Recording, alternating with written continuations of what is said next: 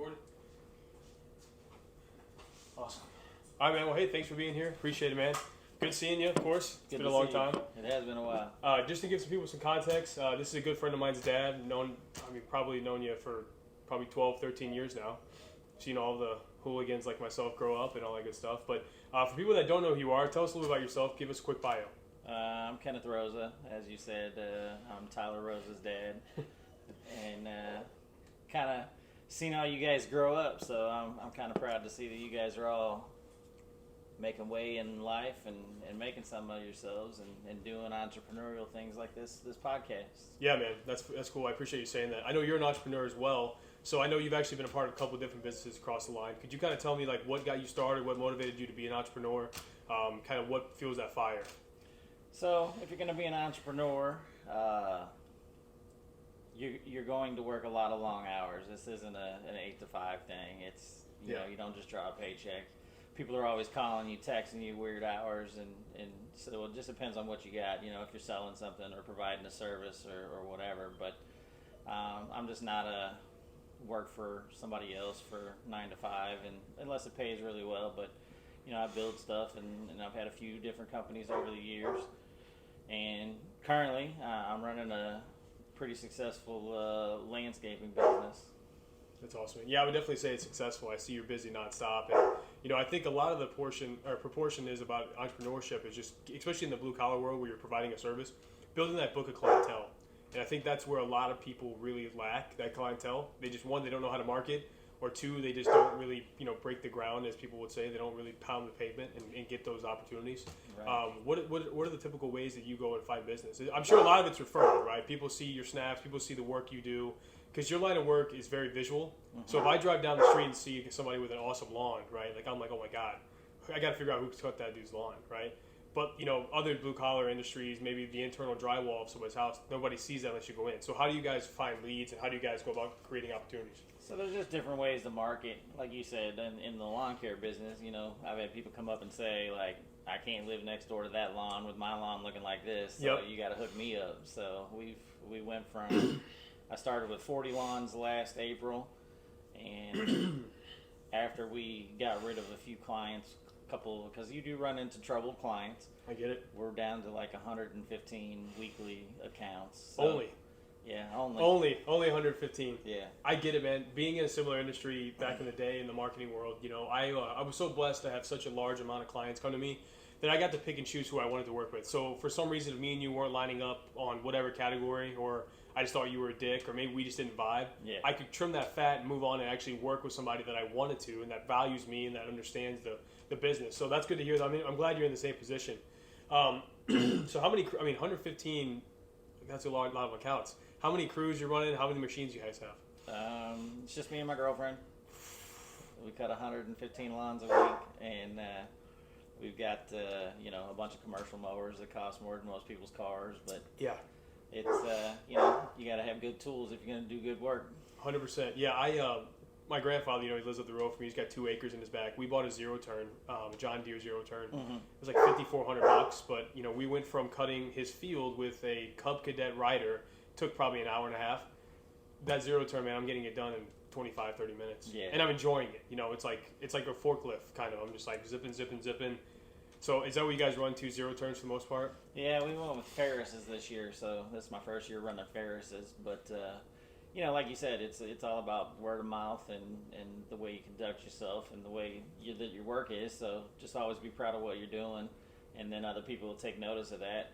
And then realize your worth. If I tell you that I want, let's just say, for instance, $50 to do your lawn, and you come back and you say, oh, no, my other guy does it for $30, well, then I know what my worth is, so I'm going to tell you to keep that $30 guy. Yeah. And you can hire my services at $50, or I can keep going and somebody else will. So 100%. Entrepreneurs have to know what they're bringing to the table as well, and not just take every client and get punked out for, every dollar that they can grab. Yeah, I completely agree with you. So I know you're a little older now, a little older than me, of course, just by a couple of years, but if you were starting as, let's say you were 20, right? Fresh out of high school, maybe got a little college under your belt. If you were going to start again as an entrepreneur, what are some advice you'd give somebody just starting out? And actually, I'll backtrack. this advice, I hope, doesn't only apply to 20-year-olds. I hope people that are 50 and want to start their own business will use this as well. But if you could go back and redo it, what is some advice you would give to someone who's maybe going down this path for the first time? Really, it's all about discipline.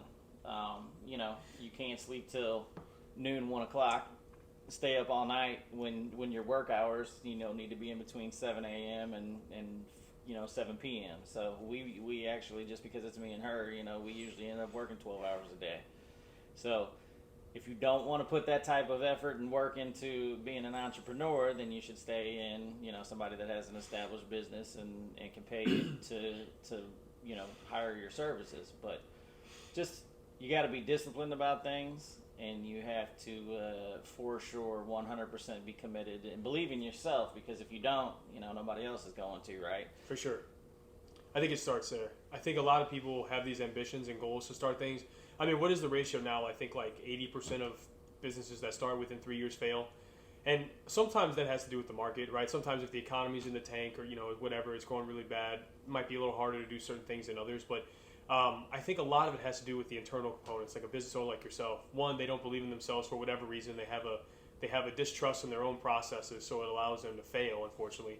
Maybe, two, another thing is just a lack of motivation, too, right?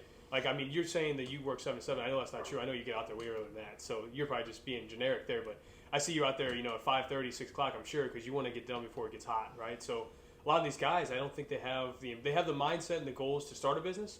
I just don't think their follow-through is correct where, they will sleep until noon or, oh, it's Tuesday, I can slack off because I'll pick it up Wednesday. I feel like if you really want to be dominant in this market, in any category of business, you have to be relentless. It has to be nonstop. It has to be consistent, too. I mean, that's just probably, that in my mind, you're literally living a dream in it, so tell me if I'm wrong, but I think that's the way it is. No, it is for sure. Like, if you're going to slack off on a day, then you have to work twice as hard tomorrow to catch that up. And, something else that people don't realize when you're doing all this stuff, not only is it long hours and you have to deal with all these people and you got to, I don't want to say kiss ass, but you got to be customer service friendly. You got to play the field. You got to learn how to sell yourself. You have to be, you got to know your worth. And a lot of people, when they're trying to find themselves or what their niche is or whatever, you have to be able to adapt too. I used to build houses for a living, and I built some of the most gangster shit you've ever seen in your life.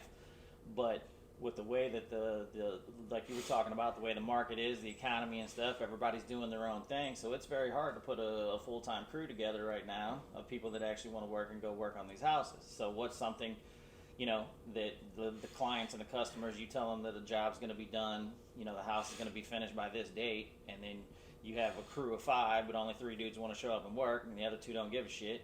So that reflects on you. The job drags out. It becomes a pain in the ass. So during this particular economy and point in history, what was something that I can do on my own, still make the same type of money, support my family, and put money back into myself in the business, that cutting lawns. So I had to adapt to that. I don't do as much of the remodeling and stuff. I took a couple of little side jobs here and there to fill in, but other than that, you got to be able to definitely adapt, always believe in yourself, and you got to have some type of discipline for it. 2 things I want to touch on that you just said. One is the adapt. I think that's adapt and overcome is really the only way to survive, because the market's never going to be consistent where, hey, life is very good. Like people, the trajectory of businesses are just never like this, right? Yeah. I mean, even Amazon's had a couple of dips and dives, right? And they're doing $1 trillion a year, whatever. But I think what you said is the adaptability side of it, right? People, when a business is good, and then when the cards are kind of stacked against them, they fold, right? And that's just probably the worst thing you can ever do. It's be relentless. I was listening to Joe Rogan's podcast yesterday, name dropping Joe Rogan, but he talked about a guy that he knows, like Jocko, friend of his, I guess. I've never looked into it, but I'm going to now. And he's like, when shit gets tough, and people are bitching about him, his response is good. Good, I'm glad it's tough for you. Maybe you'll learn something. I'm glad it's tough. I'm glad it's rough on you. I'm glad it's beating you down, So I kind of adapted that. Not to use the word adapting it, but I've kind of taken that in myself, and we're like, wow, so when bad things happen to me, good, I'm glad they're happening to me. It makes me stronger, it makes me better, it makes me smarter, it makes me, wiser in this category. And I think the adapting side of it is how you do that. Second part of it too is talking about running a tight ship, right? You're talking about relying on people. Man, excuse me, I can't tell you how many times we've had people come out here and my backyard right there, I want a patio, a concrete slab. I called 6 companies come out here and give me a bid. I said, hey, listen, I got $4,000 to spend on this thing. Who wants my money? I called 6 companies. No, none of them showed up. I was like, do you guys not want my money? I'm like, is my money not green? Right? So we were talking about running a tight ship. I think with just you and your wife kind of running it, I mean, one of you guys calls in sick, that's okay. The other person can pick up the slack, but you don't have to worry on anybody else. You guys are riding in the same truck there. You guys are there at the same job sites there. You're taking lunch at the same time. Yeah. And her schedule like she knows yours, which is pretty tight. So, you don't have to worry about somebody calling in sick. Yeah. So it's definitely about adaptability. You got to be able to look at, and if something fails, that failure has to go to you. Can't go to anyone else. It's not the shit bums that won't show up for work, because you tolerated them not showing up for work. You set some type of a precedent that they think, I don't have to.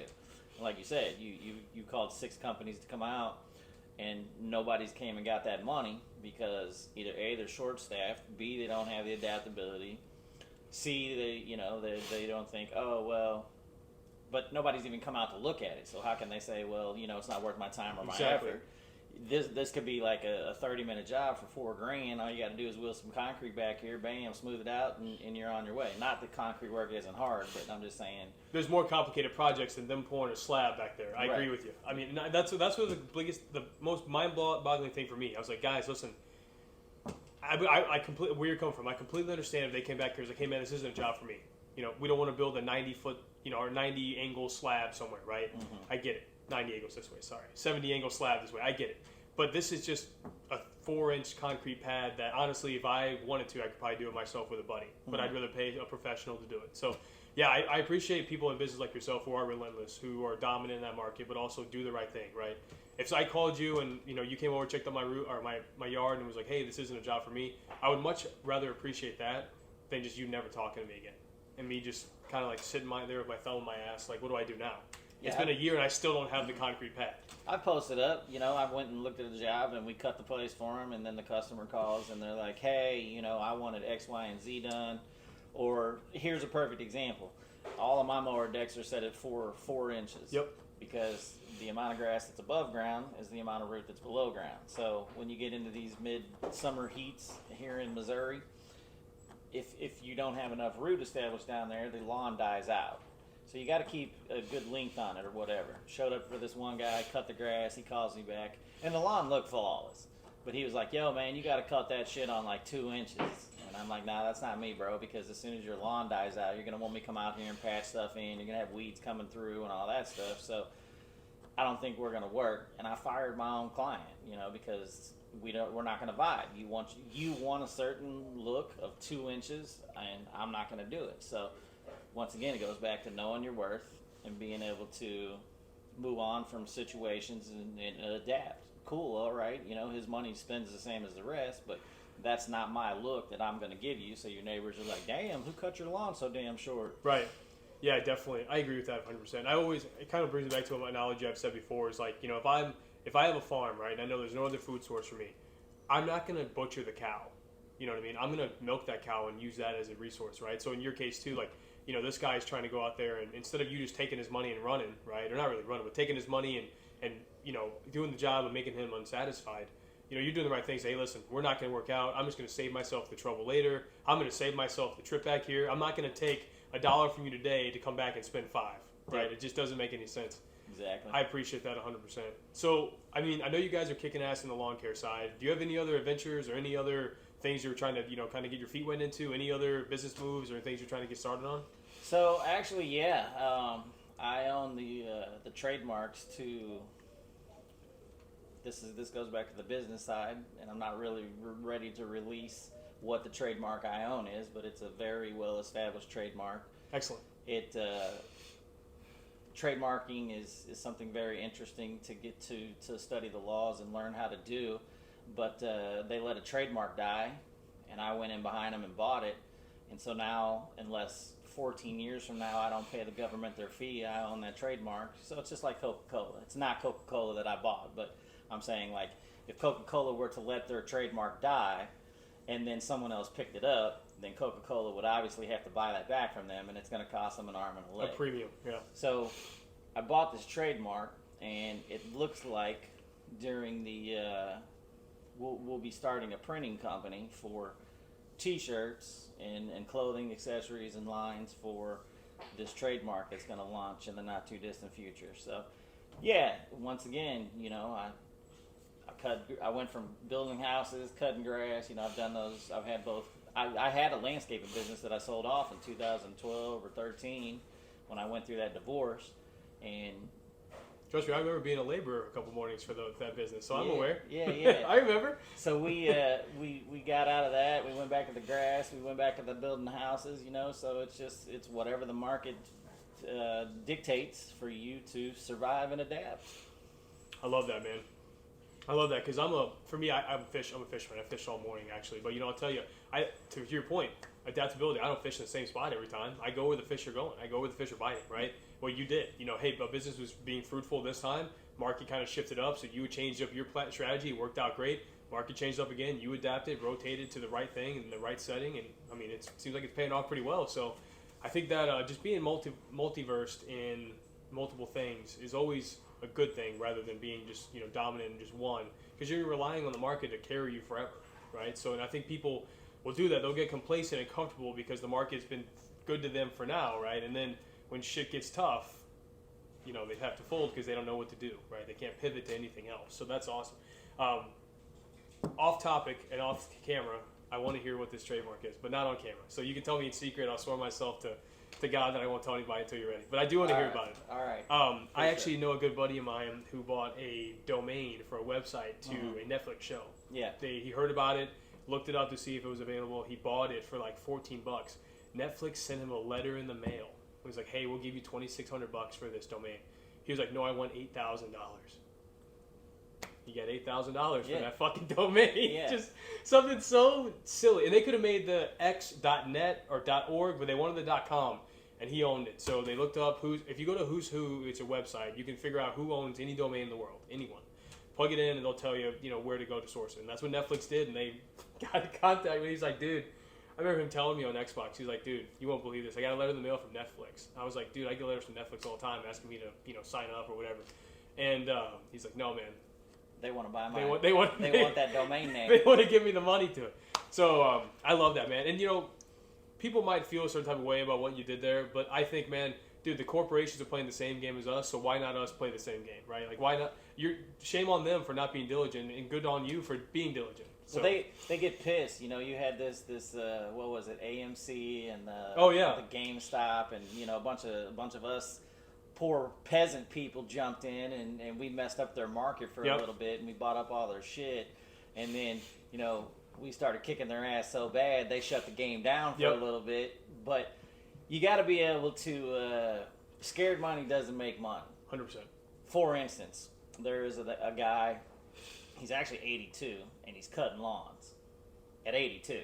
Like, bro, it's time for you to retire. Right. You're 4 or 5 years away from the grave. You need to go do some fishing or something. You don't need to be out here cutting lawns.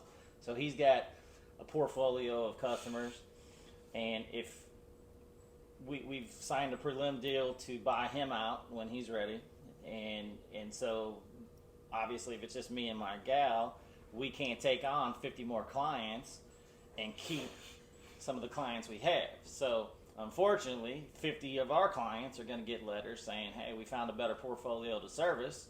We bought them out, and therefore we're going to go chase that money and let all you guys go," right? So another way to do that is can I sell those accounts, right? If there's somebody else that's out there starting out. So you got to be able to jump into opportunities when you find them. They say that, I think it was like 3.5 million. No, I'm sorry. I think it's like 19 million baby boomers are either going to retire or die off in the next 3 years. Yeah.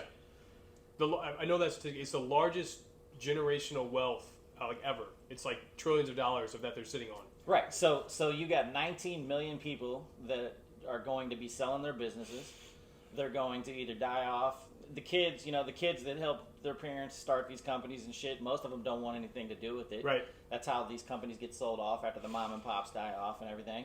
They're going to have the largest transfer of real estate because all these old timers were owning all these apartments and buildings and stuff. So anybody that can jump in and has an opportunity to purchase those type of things or work out deals to make themselves financially better, buying an apartment complex, buying a business from somebody, something like that, why aren't you getting in on the next rush of wealth coming back towards the next generation below the boomers, you know? So 100%. 19 million opportunities are going to become available in the next 3 to 5 years. Yeah, but I guarantee you probably less than 9% of the population knows about them. Probably. And it's all by design, in my opinion. But you got to go out there and you got to network. You got to market with people. You got to start meeting people. You got to, you know, because opportunity. Nobody builds anything by themselves. Opportunity is who are you networking with? Who do you know? What deals are they passing on to you? You know, hey, I know this guy Rosa. He's just the lawn guy, but you know what I'm saying. He's got a little bit of investment capital. Let's get him in on here. We'll get him to take care of the properties. You know what I'm saying. So there's business opportunities out there. And you have 19 million opportunities coming up to make yourself financially wealthy. Yeah. I also read that in the next 5 years, more millionaires are going to be created than any other time, which is crazy to think, right? It's like this. And I had this conversation with a couple other of my buddies. So some of my, I mean, and you know, because you were at my age one time, 27. Half of your friends at 27 are like starting families, being financially successful, creating generational wealth. And the other half are like face down at a bar at Tuesday night, right? And like, so you kind of, I'm trying to trim the fat on mine where the people that I actually want to work with and grow with down the line, I'm trimming off the fat of the people that are staying stagnant and complacent, or, you know, they never get out of that high school era, even though we've been out 10 years, right? So I think a lot of it, though, is people just don't really, in our education system, they don't really teach anything about that, right? So I took a personal finance class in high school that was required. It taught me how to write a check and to balance a fucking budget, right? Mm-hmm. That's great. That doesn't do anything for me right now. It doesn't tell me anything about investments. It doesn't tell me anything about stock. It doesn't tell me anything about real estate. It doesn't tell me anything about personal investments, about loans, about HELOCs, about fucking anything you can do to, like, you know, have equity and use it at your disposal. So I feel like a lot of the population probably by design, not trying to sound conspiratorial here, but by design, in my opinion, they keep them dumb. They keep them dumb. They keep them that 9 to 5. People come out, they don't know how to pay their damn taxes. We don't know how to protect our assets. No rich person, you know, take a rich person, they have all their shit in a trust. You can't take their wealth from them.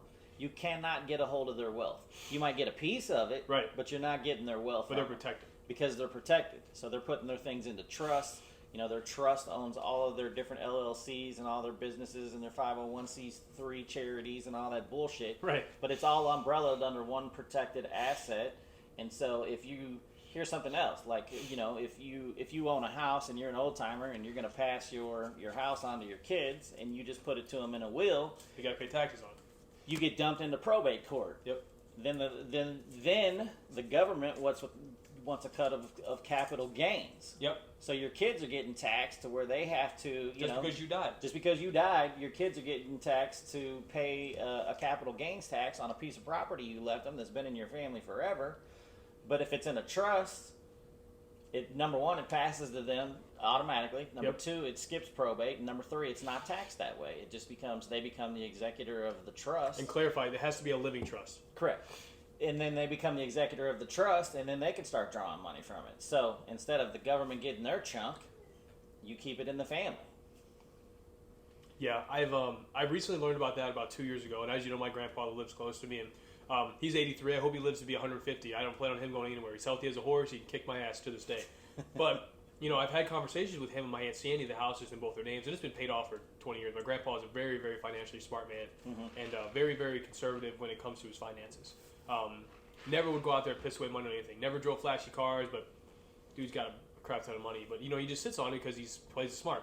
But I told them, I said, guys, listen, I said, just in case in the event anything happens, I was like, we got to get this house in a trust. And we're working on that now for those reasons. Because my grandfather worked his dick off for 37 years at Chrysler. He was a Marine before that, right? For that house. The government does not deserve one penny. He's already paid his dues to the society and to the government and everybody else. And he pays personal property tax every year. So why would all the hard work that he did for all those years for that beautiful home, why does the government deserve anything, right? Well, let's just say that your grandpa passes in, 10, 15 years, and then he leaves you the house, right? And let's say that you're not hustling and you don't have your shit together, and you can't afford to pay that capital gains tax. Well, now you risk losing that entire asset because you can't pay the taxes. And some wholesaler's going to come through and buy it for pennies on the dollar. Some wholesaler's going to come by and buy it for pennies on the dollar. Him and his crew are going to make a shit ton of money off of it. And then your family lost that asset and that wealth. So I think as we come up, especially in this age of social media and knowledge being at our fingertips, we're learning how to keep a hold of our wealth, how to jump into the big boys and take their wealth with the AMC and the GameStop and things like that. And you got all these opportunities that are becoming available for this generation to get the wealth that's being passed on to them and hang on to it without the government taking it all. Yeah, I think you're right. I think there is a kind of a revolutionary awakening that's happening, which is good. I'm glad. I mean, people should know about their health. They should know about their money, right? I mean, there's no doubt about it. For the longest times, you hear articles about, oh, well, the people in the the advertising industry forever said that carbs and trans fat and saturated fat was bad, but then they would put 90 grams of sugar in every fucking bite of cereal you ate, right? And they would call that a nutritious breakfast. It's the same deal on the financial side, man. People always boast this 401k and these Roths, which can be vital, which can be great. I'm not saying no, but then they don't talk about the living trust, the transfer of deeds, things like that, how to avoid the taxes, the write-offs. I mean, you're a business owner. I would pray to God that you write off everything. I'm writing off this quick trip tea because I'm using this as company time to come out here and talk about my business with you and entrepreneurial shit. And advertise, right? So this is actually an advertising expense too. So this is a advertisement expense in this cup. Good. I'm glad to hear it. And I'm not promoting tax evasion or tax fraud by any means, but like if there are loopholes or guidelines in this industry of finance, use them. Don't feel bad like, oh, maybe I need to pay my dues. No, fuck that. Use it because the government's printing more money every single day. They're never going to stop. Never. So if me or you pay $5,000 or $50,000 in taxes, they won't know the difference. And they're going to burn through it, giving it to somebody else anyway. Well, it's going to go to a foreign nation on the other side of the world that we have no business being in there. We don't have no business supporting them, and we can't take care of our own homeless and vets. But hey, Maui burns for fucking 2 days, and nobody says nothing. Well, they got $700 a piece. Oh, that's great, man. In Hawaii, that's great. That's a one-night hotel room. That's fucking awesome. Yeah, so I think by design, and a lot of the purpose of this podcast, too, is for the audience to meet people like yourself who've kind of figured it out in that regard and who not only practice what they preach, but, like, have proof of it. Like, I'm a fucking business owner. I'm writing off this fucking QTT right here. You should be too. Yeah. You should also be doing this. So I'm actually getting involved in the real estate game. That's kind of my next play. And got an LLC formed up and getting all my stuff. I'm actually in talks of buying this sixplex. So just trying to get my feet right there. I don't believe in stocks anymore. I did for the longest time. For the longest time, I believed in the three things of wealth, right? Stocks and bonds, entrepreneurship, and real estate. I've taken the stocks and bonds out because of what you said with the AMC and the GameStop. Dude, I bought in off Robinhood like $400 or $500 worth of AMC and GameStop shares a couple years back, and then they fucking shut down the market. Mm-hmm. It should be illegal to do that. They were like, hey, sorry, no more selling. Time out. No more selling. You guys are taking too much money from us. There was another stock that, and some people may feel a certain type of way about Trump, but when he came out with the True Social Media. Yeah, DGI. My buddy Nick Sikorsky, actually, God bless him, he called me at like 6 a.m. and he was like, dude, are you awake? I go, no. He goes, get the fuck on right now and buy this stock. Buy it. I bought in at 7:30 in the morning and it was like $8. I sold it at 2 p.m. I'm pretty sure it was like $74, if I'm not mistaken. One of my buddies, he dropped in,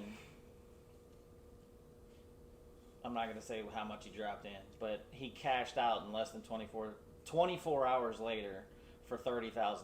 Yes, sir. So the problem is that the government's going to take fucking 40%, 50% because of the lump sum. Yeah, the capital gains. But it was still enough for him to pay off of his custody case lawyers that he was going through. So it made a difference in his life. Yeah. By him sending me a text and saying, "Are you sure about buying this stock?" And I was like, "Absolutely, grab it." He did, and cashed out the next day and paid off all his lawyers, and the government was happy because they got half his money. So yeah, 100%. I mean, and dude, people shouldn't feel bad about that because the government is doing it too. I mean, these politicians are passing bills, buying stock before they pass the bills, and then once it passes, they dump it. The EVs. Oh, the EVs is just one example. But how many times? That's the only one that's all these public. People that bought into the EVs, and then like 2 days later, they announced that all federal vehicles must be electric EVs by 2025. 2025. Yeah. So now the stock went boop. That's not insider trading. That's absolutely insider trading. Yeah. I mean, if you told me, hey man, listen, I'm taking what's your business's name? Kenneth. Okay, Lawn care. Good call. So, hey Nate, I'm taking my business public. We're buying 100 new fleets because we just took over every hotel in the United States. You told me that night before, and I bought stock in your company. Is that not insider trading? That is insider So we'd be in jail. We would be in jail. And you'd be collecting checks from a cell, because the business would be running still, but you'd be collecting checks off from a cell. But these people are just getting checks into their offices. They put Martha fucking Stewart in prison for the same shit. Oh, yeah. Martha Stewart went to prison for insider trading. But they do it every day. I forget that she went to jail. Martha Stewart went to fucking prison for insider trading, bro. I remember reading an article, it was more of a meme, but it was a quick little hashtag thing about Martha Stewart has served more time than most rappers. Yeah. Have you, speaking of which, she hooked up with Snoop Dogg, and you had his new ice cream, Dr. Bombay's? No, dude, but I'm a big ice cream guy, so what the fuck? Why am I just now hearing about this? So Dr. Bombay's is Snoop's brand, and that shit is legit fire. It's like the smoothest ice cream I've ever had, and I'm not even an ice cream fan, but dude. he built a bridge with someone on the opposite ends of the spectrum. He's a rapper. She's a home goods, a social elitist. Yeah. And so he built a bridge there, and now they have cookbooks and companies, and they got their own damn show, and so it's all about making connections and bridges, and cultivating relationships with others that can pay off at a later date. Now we're 10 years into them, making cookbooks and stuff, and this dude's got his own ice cream brand. Fuck, I love it, man. I love this country for that reason. Because the ability, this guy was in NWA, an awesome rap group in the 90s, got in a bunch of trouble, did this and that, been a big weed smoker his whole life, started his own cannabis thing. That worked out great, kept making music, that works out great, played the Super Bowl, that worked out great. Now he meets up with fucking Martha Stewart and probably made more money doing that than he did the other ones. It just... Yeah, he's probably made more money doing this whole cooking and things with her than he has before all that other shit. Oh my God. That's so wild, man. And to your point though, in business, man, your network is your net worth. I mean, you could dominate that quick. Well, look at 50 Cent. 50 Cent bought or started that vitamin water. Yeah. And then he sold it to Coca-Cola for $50 million. An ungodly amount of money. I'm going to quote the song. Something, started vitamin water, sold it to Coca-Cola for $50 million. What the fuck? That's what he says in the song. Yeah. So good ideas can pay off at a later date. But that's also monopoly on all these big-ass companies' parts, because anytime someone does come up with something good, these big corporations come through and they stomp out the little people. You're not getting a piece of that pie. We want it all. Right. Yeah, 100%, man. It's just so funny to think about Snoop Dogg and Martha Stewart. But, I mean, they did it. They cracked the code. Yeah. I mean, they did it, But, everybody, give me 1 second. I got a dog that's grumpy. Excuse me for 1 second. You want a water or anything? No, I'm good. Okay. Use your tax-deductible tea. Yeah. Hold on. What else?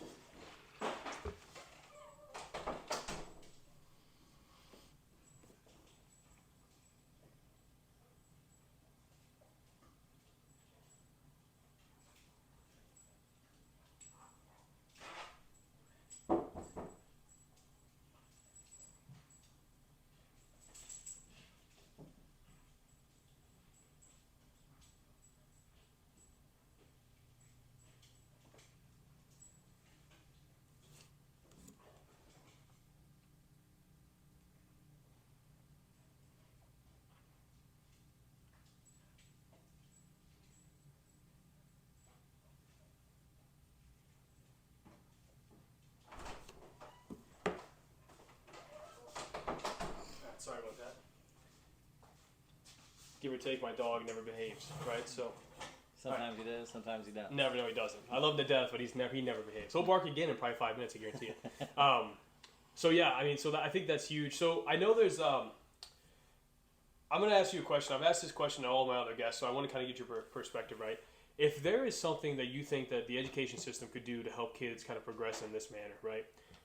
We talked earlier about, the educational system programs kids basically be those 9-to-5 dummy robots, to not know what you just talked about, to not be an entrepreneur, to not know finances, right? How do we fix that, in your opinion? So the public education system is fucked. There's no other way to put it. I think we all agree. They got big money involved. You got these unions involved, and they're pushing their agendas, whatever their agenda is or happens to be.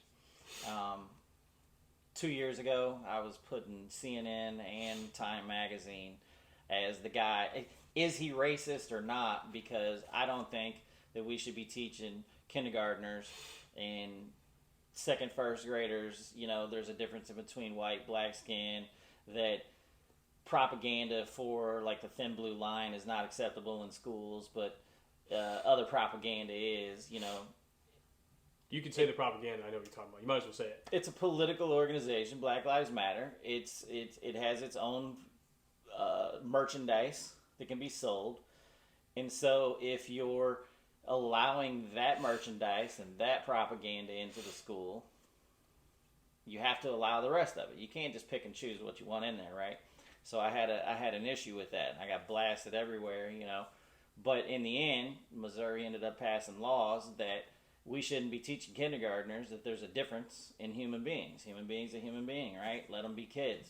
If they grow up and they form their own type of ideology some way or another, then that's on them. But stop pushing all that woke shit and teach kids how to learn and think instead of breaking them down to be these political activists when they leave high school. Yeah, I agree with you. And, you see that now. That was a couple years ago with the BML stuff. But, now you see with the transgender stuff. And here's always been my beliefs, man. I'm a libertarian. So I don't really give a fuck whatever anybody wants to do. If you want to be gay and drive a tank and fucking smoke weed while you're doing it, go for it, man. As long as you pay your taxes like me and fucking... Hopefully you're paying less taxes, but hopefully you're doing your fair share and you don't bother me and you're not hurting anybody, then so be it, man. That's always been my beliefs. Where I draw a line is like kids are so easy to mold and malinate that, dude, like if I had 2 weeks just with a 7-year-old kid, I could convince him that he's a dinosaur. You know what I mean? I could convince that 7-year-old kid that he's a dinosaur. He would leave that school being like, I don't give a fuck what you guys say, I'm a dinosaur.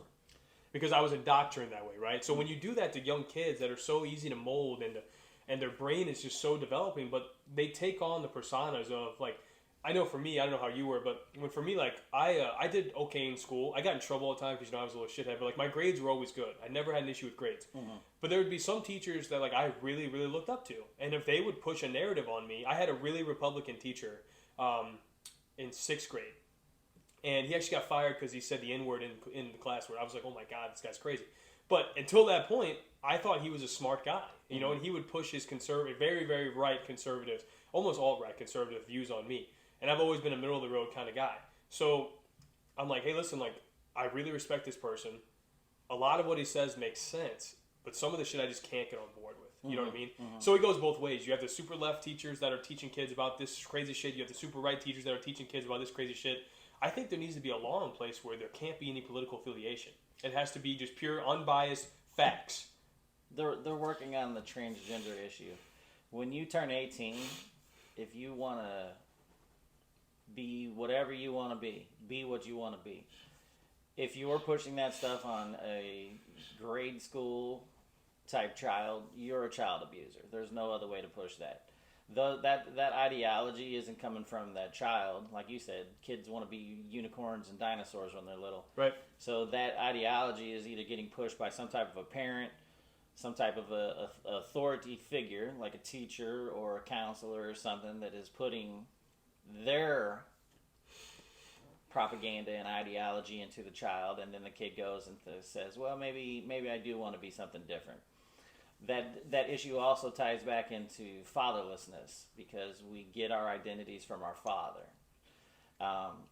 The reason why we're seeing such an upswing is because family courts have ruined marriages. We're at the all-time lowest level of marriages. We're at the all-time lowest level of childbirth, because most of us kids grew up and we saw our father get drugged through the mud, beat up, and just savaged by the family courts, and we're like, why the hell would I ever go through that? From that, we're missing fathers, or most kids are coming from a fatherless home, and that creates this gender ideology confusion. That ties into a big deal of it. So there's a lot of things that we could address that would help clear up a lot of those things. And there are some people that think they're in the wrong body. When you turn 18, be my guest, fix it. But before 18, not a damn chance. Yeah, I read a lot of statistics, so I try to.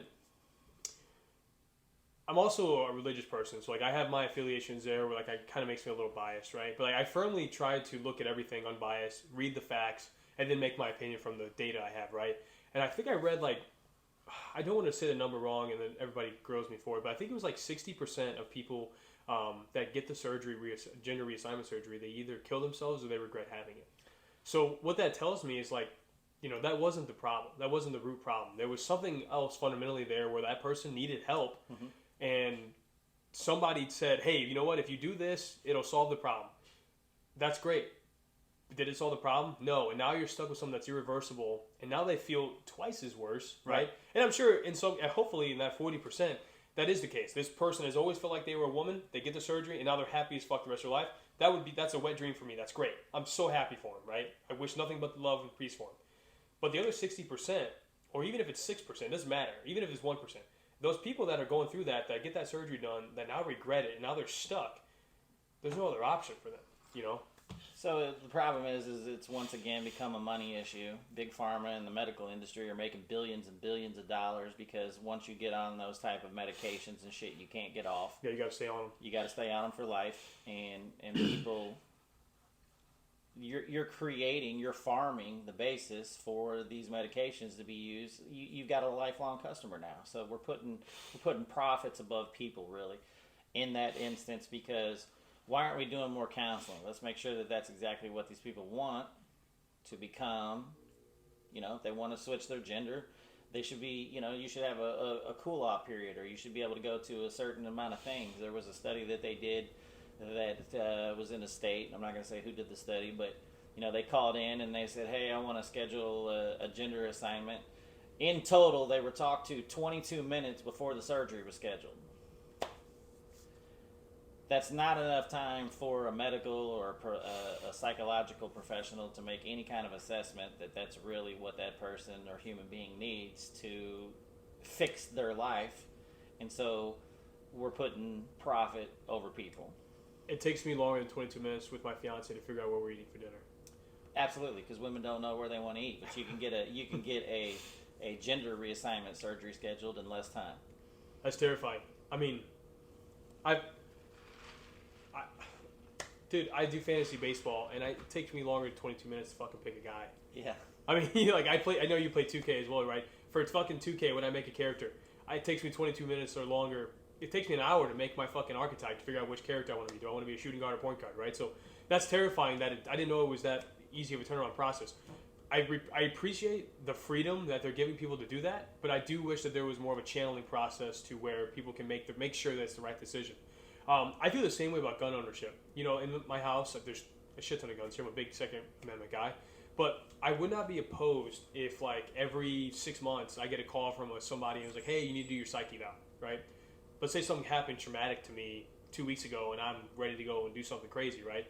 They'd be able to pick up on those events. So I think it's the same thing. I think mental health in this world, and just in this country too, if you want to just make it micro, it's such a problem, and it's such a neglected problem because, like you said, they're putting profits over people. And it's much easier to prescribe and just throw everybody into this category of, hey, this is why you're feeling, here's X, right? This is why you feel this way. Take this. Okay, how long? Forever. You're going to need this forever. They made a customer for life. Now you're dependent on the drug. And it didn't really make you feel any better. Maybe a little bit's placebo. Maybe you feel a little better, whatever. But in reality, it's not solving the problem. You're putting a fucking Band-Aid on a bullet hole and hoping that you stop bleeding. It's never going to happen. So I think that's the real issue. It applies to any industry, really. Nobody wants to be a heroin junkie. But the heroin's not the root problem. What's the root problem? We're not figuring out what's going on with that because we're not spending enough time to say, I had a traumatic life event that led me to becoming a drug addict, and now I can't get off of it. So if you fix that root problem, maybe they have a better chance, and you wouldn't see all of these people that are what do they call it? We're relapsing. Where you keep getting back on the drugs because your body craves that now. But we're a lot of that this opioid epidemic that we have going on now started with Big Pharma. Yeah. Oxycontin. They were prescribing that shit to everybody, and it was the most addictive thing they've ever seen. And then what happened? Then they come out with Suboxone. So they brought the cure to the problem they created, and guess what? It's just as fucking addictive. Kills you just as well. So, doesn't matter what you take from them, you're still having to pay them for their services and their product that they gave you the issue, and they're still racking up the money. So, if you want to figure out what the problem is in any instance, follow the money. Yeah, the money trail is always going to lead you back to whatever it is. I agree. And for me, coming to a family where I never had a dad in my life really, other than some external family members, right? Parents that I did have, close family members, use drugs recreationally. We both had friends that have passed away from drugs, unfortunately. So it is a very looming problem that it's the source, the cure we'll call it, has all come from the same spot, but it's really not solving anything. It's like, hey man, listen, we stabbed you. We're gonna put a Band-Aid on it, but we're not gonna sew you up. And we're going to charge you for the Band-Aid. And we're going to charge you for the Band-Aid, even though we stabbed you, right? And we're going to charge you for all that blood all over the floor, too. Right. Somebody's got to clean that shit up. Yeah, right. It's not going to be me. No, I think you're right. And, I just don't really know. I wish I could sit here and say, hey, man, like, I've thought about this thoroughly. I have an answer. But I think the reality is, dude, like, mental health needs to be more treated rather than diagnosing and prescribing, but more of like, hey, this is, let's process this, what you're going through. Let's work through this together. Let's talk about it. Let's figure out, let's go back to the root of why you're feeling this way, what's causing this way. It could have been something that happened to you when you were a baby and it's just subconsciously fucking you up somewhere, right? Mm-hmm. But, instead of having those conversations, doctors, I'm not bashing all doctors because some are very good doctors, some are not, but, people in that profession are just quick to prescribe and kind of get you out the door. I read an interesting article about that too. And I think I've heard this study somewhere else, but like the average doctor visit of like how much time you spend with your doctor, it's like 11 minutes or 9 minutes or something like that, right? 8 minutes, somewhere around there. So like, I have a physical every year. I just go and make sure nothing's wrong with me, right? And the doctor touches my butt and all this weird stuff. But so I make an appointment. It takes me 2 months to get in there. I wait in the lobby for an hour and a half to fucking get in. You know how the gamut is. And you're in the waiting room. Doctor comes in, talk to her for 30 seconds. Okay, I'll be back. 10 minutes goes by, 20 minutes goes by, comes back, talks to you another 30 seconds, leaves, 10 minutes goes by, whatever. So you only get to actually have that interaction with the doctor for so little. And the reason why is that those doctors are so stretched thin. Mm-hmm. They're paid well, right? So, I mean, I'm sure it's worth it to them, but they're stretched thin to where one doctor in a primary care office has 500 patients he has to see a week. Dude, there's not enough hours in the day. Right. So now they're not able to actually treat people efficiently because they're like, hey, get in, get on, get out. Thanks for the, here's your prescription, go to Walgreens, whatever. It's out of my hands, whatever. Mm-hmm. Wash, rinse, repeat that for 100 fucking times. Now you're wondering why everybody's addicted to fucking opiates because I had a toothache or I had a backache, doctor prescribed me Oxycontin. They made me feel fucking awesome, right? Not me personally, this is an example. I had a back, let's say somebody has a backache, Oxycontin, get hooked on that. They feel really good when they take it. Now the script's up. They get, let's say, 60 pills for 2 months or whatever, take 2 a day, whatever, or 1 a day. And now they have to go back to the doctor and say, hey, I need more. Oh, well, your script's up. No, I need more. My back still hurts. So now they're dependent on it forever. Yep. And once the doctor finally cuts them off, now what happens? They're dependent on a substance that they can literally die from their withdrawals from. So where do they look? To the street. They look to the streets. Hey, does somebody have any Oxycontins for me? No, man, I don't have any Oxys, but I got this fucking heroin. It's the same fucking thing. Yep. Boom. Needle in. They feel good. Boom. Needle in, feel good. Do that for a cycle. Everything goes downhill. Then they get fucked around and somebody sells them fentanyl. Some dirtbag puts some fentanyl in the and then they're fucking dead. And then they're dead.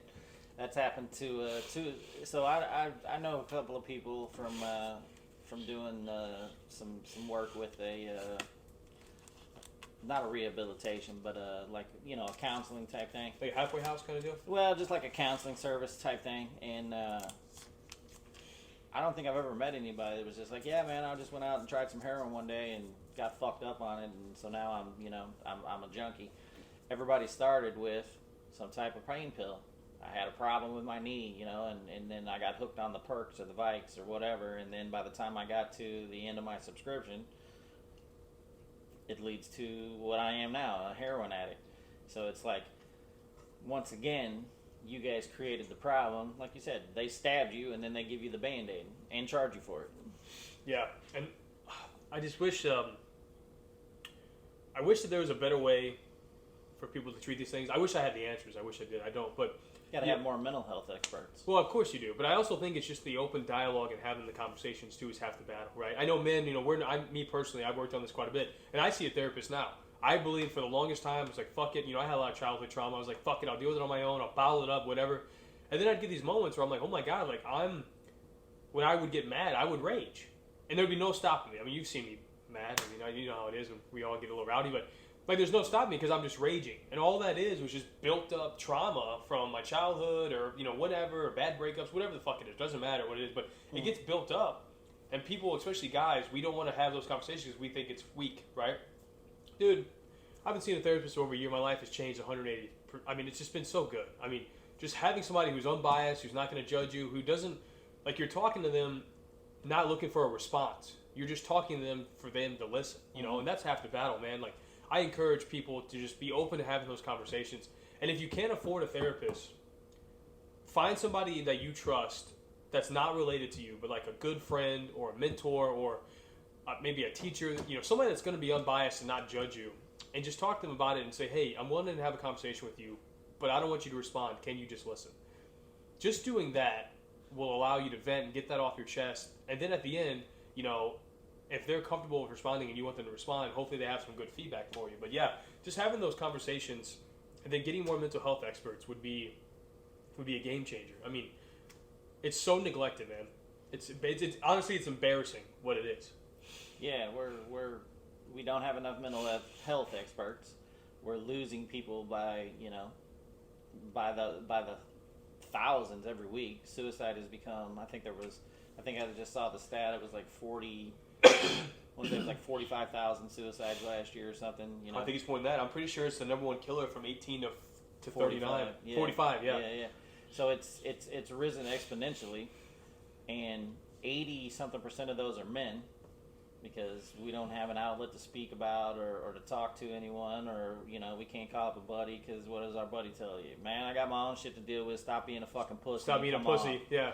So we got to start being a little more available to people, but then at the same time, that also goes back to family courts, because we can attribute 39.5 of those suicides every day to the family courts.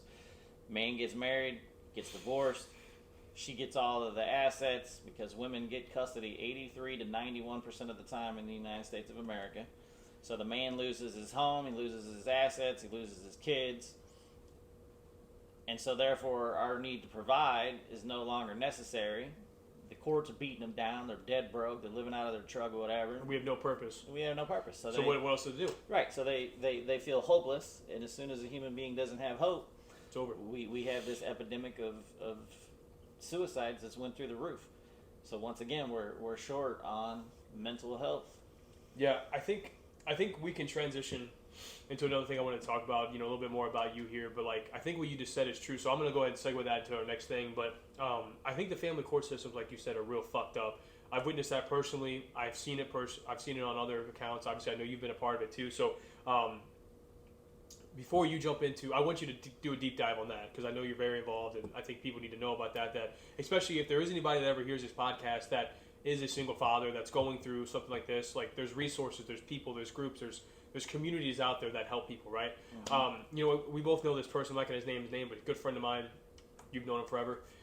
Dude's got a kid, and this guy has worked in the same job for 6 years. He does very well there, top performer. He's lived in the same house that he bought, a nice, good-sized house in a suburban area. He's lived there for 4 years. Dude has never been arrested. Dude has never been in the loony bin. Dude has never, I think he's got like maybe a speeding ticket and a parking ticket one fucking time, right? The dude walks on water when it comes to, being a good dad, right? Mm-hmm. This dude's been battling the family court systems and the system over his baby mama for years now, right? Mm-hmm. His baby mama hasn't had a job in 3 years, dropped out of college, right? Has been homeless, has 2 other kids from other people, like different baby daddies, right? Has been in psychiatric, and not bash people that are in psychiatric care, but has been admitted to psychiatric care stays for longer than weeks before. So she's on a downward spiral. Absolutely, but here's the thing. And the courts still give her the kid. Most of the time, right? So now he's gotten to a position where he's actually taking the kid a majority of the time, thank goodness. But it took years to get to that point. I always tell him, I say, listen, man, if I'm a fucking judge of able-bodied mind, and judges are pretty smart people, it takes a long time to get there, right? If I'm a judge and I'm looking at the conditions of this household versus the conditions of this household, it shouldn't even be a debate. You got a guy that's worked his ass off, 5-bedroom, beautiful home, another wife with a newborn that they do both well, right? Great parents, decent school district, makes over 6 figures, can give that kid everything he wants, never has gotten into trouble, known drug addict.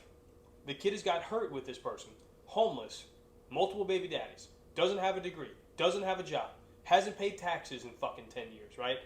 Like, how is that even a debate? So while judges are smart and they're supposed to follow the laws, they don't. That's number one. Number two, follow the money. We were talking about the money. So two people come into the family court, and he gets a lawyer, she gets a lawyer. So there's the first people that get paid. Then if there's, baby mom or baby dad says, oh, this person's abusive or whatever, now we have to appoint what's called a guardian ad litem, a GAL. GAL, yep. The GAL has the power to appoint a therapist. And they're typically biased. They're all biased. And the therapist can appoint whoever they want to appoint. So you have all these people that can insert themselves into your life with your children and create chaos, even if there is none. And so they drain off all of the family wealth and assets.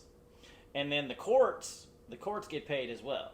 The judge and everybody else. So they have a federal program that was started in I think it was started in like the 70s. It's called Title 4D of the Social Security Act. And what it was set up for was mainly to target black fathers, unfortunately. But you have to look at the period and the time frame of when that came about. When those policies were implemented, the fatherless rate of black homes was 23%. Fast forward to 2023, it was 70%, isn't it? We're like 77, almost 80% of every child in the black community that's born doesn't have a father in the home. So their policies they put in place exponentially created the issue that we're facing. Then in the 90s, they figured out if we throw all dads into this pot, it's big money. So the Title 4D Act is, how that works is let's say you have a kid with some lady and the court orders you get every other weekend. Well, number one, the reason why they've been this disparity in time is because that triggers this federal incentive. You have to have a disparity in overnights. Dads get every other weekend. That makes the money that goes to mom greater for the child support. Then the state takes your child support. They take it in. They put it into an account. The money sits there, draws interest for a couple of days. But you got to remember, I think there's 3 or 4 million dads in the state of Missouri that are all paying child support. Right, so that's a lot of interest. So it's a lot of money that's just getting drawn off that interest. They get to keep it for a couple of days, then they put it in mom's account. Okay. Then what happens is they turn in a bill to the federal government under this Title 4D incentive, and they say 5 people worked on this case for 50 hours, and the federal government sends them a check to cover 66% of the expenses that they incurred to do that. So the payout of Title 4D last year was around $90 billion that went to the states. So we're literally human trafficking our kids in family courts in the United States of America to make the states money. Skim off the top. To skim off the top from this federal incentive money. And they're running like 60% of their state budgets and governments off of this child support money. So it has become a huge business. So it's money laundering, is what you're telling me. It's extortion for sure. We now have 5 states that have a 50-50 shared parenting law on the books. Kentucky was first, Arkansas was second. They still have the best standard because they have an evidentiary standard that protects mom, dad, and the child the best. West Virginia was third, Florida was fourth, Missouri came in fifth. As of August 28, 2023, if you get divorced in the state of Missouri, you are required by law that the kids spend half the time with dad and half the time with mom. Now we don't have shit to argue about in family court anymore. Nobody's going to argue over a couch. Nobody gives a shit about the house. Nobody cares about anything except the kids. The kids is where the chaos was coming in. So now that we've eliminated that, are there going to be cases that we have to look at? Yes. Domestic violence. One parent has an addiction problem. You can't have a parent that has 9 DWIs picking up a kid and driving them all over the fucking place. 100%. So now they have the tools to still look at those cases, but for all of the ones that there's no allegations of abuse or any kind of substance addictions or anything like that, you're splitting the kid 50% of the time. If you don't want to share the child with the baby mama or the baby daddy, then stay with that person. So we saw... Or don't get with them. I mean, prevent the whole thing, right? If you got a kid with them, you're splitting them or stay together. We saw a decline in Arkansas by double digits for divorce. There's no incentive to get divorced now. So people are like, well, shit, I guess we should work this out because I don't want to be, mom doesn't want to be a week without the child and a week with the child, you know. So women file for divorce 81% of the time in the United States. Why? Because they're incentivized to do so. They get all of the benefits, and they get paid to break the marriage contract, and the men are the only ones that have to, usually, unless you're like Halle Berry or Adele or somebody like that, you know, that's got buku bucks. Right. The men are usually the one that pay into the system. So, are there moms that happens to? Absolutely. But it's, you know, it's predominantly men. So the money isn't there. The incentive isn't there. So we saw a double-digit decrease in divorce in Arkansas. We saw domestic violence go down by double digits. No need to beat each other up if there's nothing to argue about because you're going to share the kid. That's it. We saw litigation go down by double digits. There's not as many cases. And we saw men filing for paternity of their child go up by almost double digits because they actually want to be involved in their kids' lives. Because now they can. If you're not blocking the road and making it, you know, just absolutely unbearable that they can't do that. So 10% of the United States now has a 50-50 shared parenting law on the books. That's huge, man. I can't wait for the day that all 40 other 45 states kind of follow suit, but I'm happy that we're one of them. I know it's probably due to a lot of hard work for people like yourself that did that. Not sure if you want to go into the story about kind of like why you're involved in that and why that means so much to you, but I think if you're comfortable with it, I think it is an incredible story, and I think it's worthwhile for people to know the sweat, blood, and tears that you put into it to get to Missouri to be one of those states. I think on the flip side too, man, I think a lot of these issues, once again, people don't know. People will never know unless you're in it. And the other 45 states that didn't follow suit yet, the man's kind of fucked, you know. And I think it all plays through to the suicide rate. Also, too, I wanted to mention something too that I know you probably heard of. Like we talked a little bit earlier about, you know, crying, whatever. But a common statistic between a lot of people that are in prison for serious and violent crimes and mass shooters, what's the common denominator? So 82% of everybody in a penal institution. Missouri has about 2.5 million incarcerated people. So out of a population of 11 million. Out of a population of 11 million, we have 2 million incarcerated. That's like 18%. Yeah.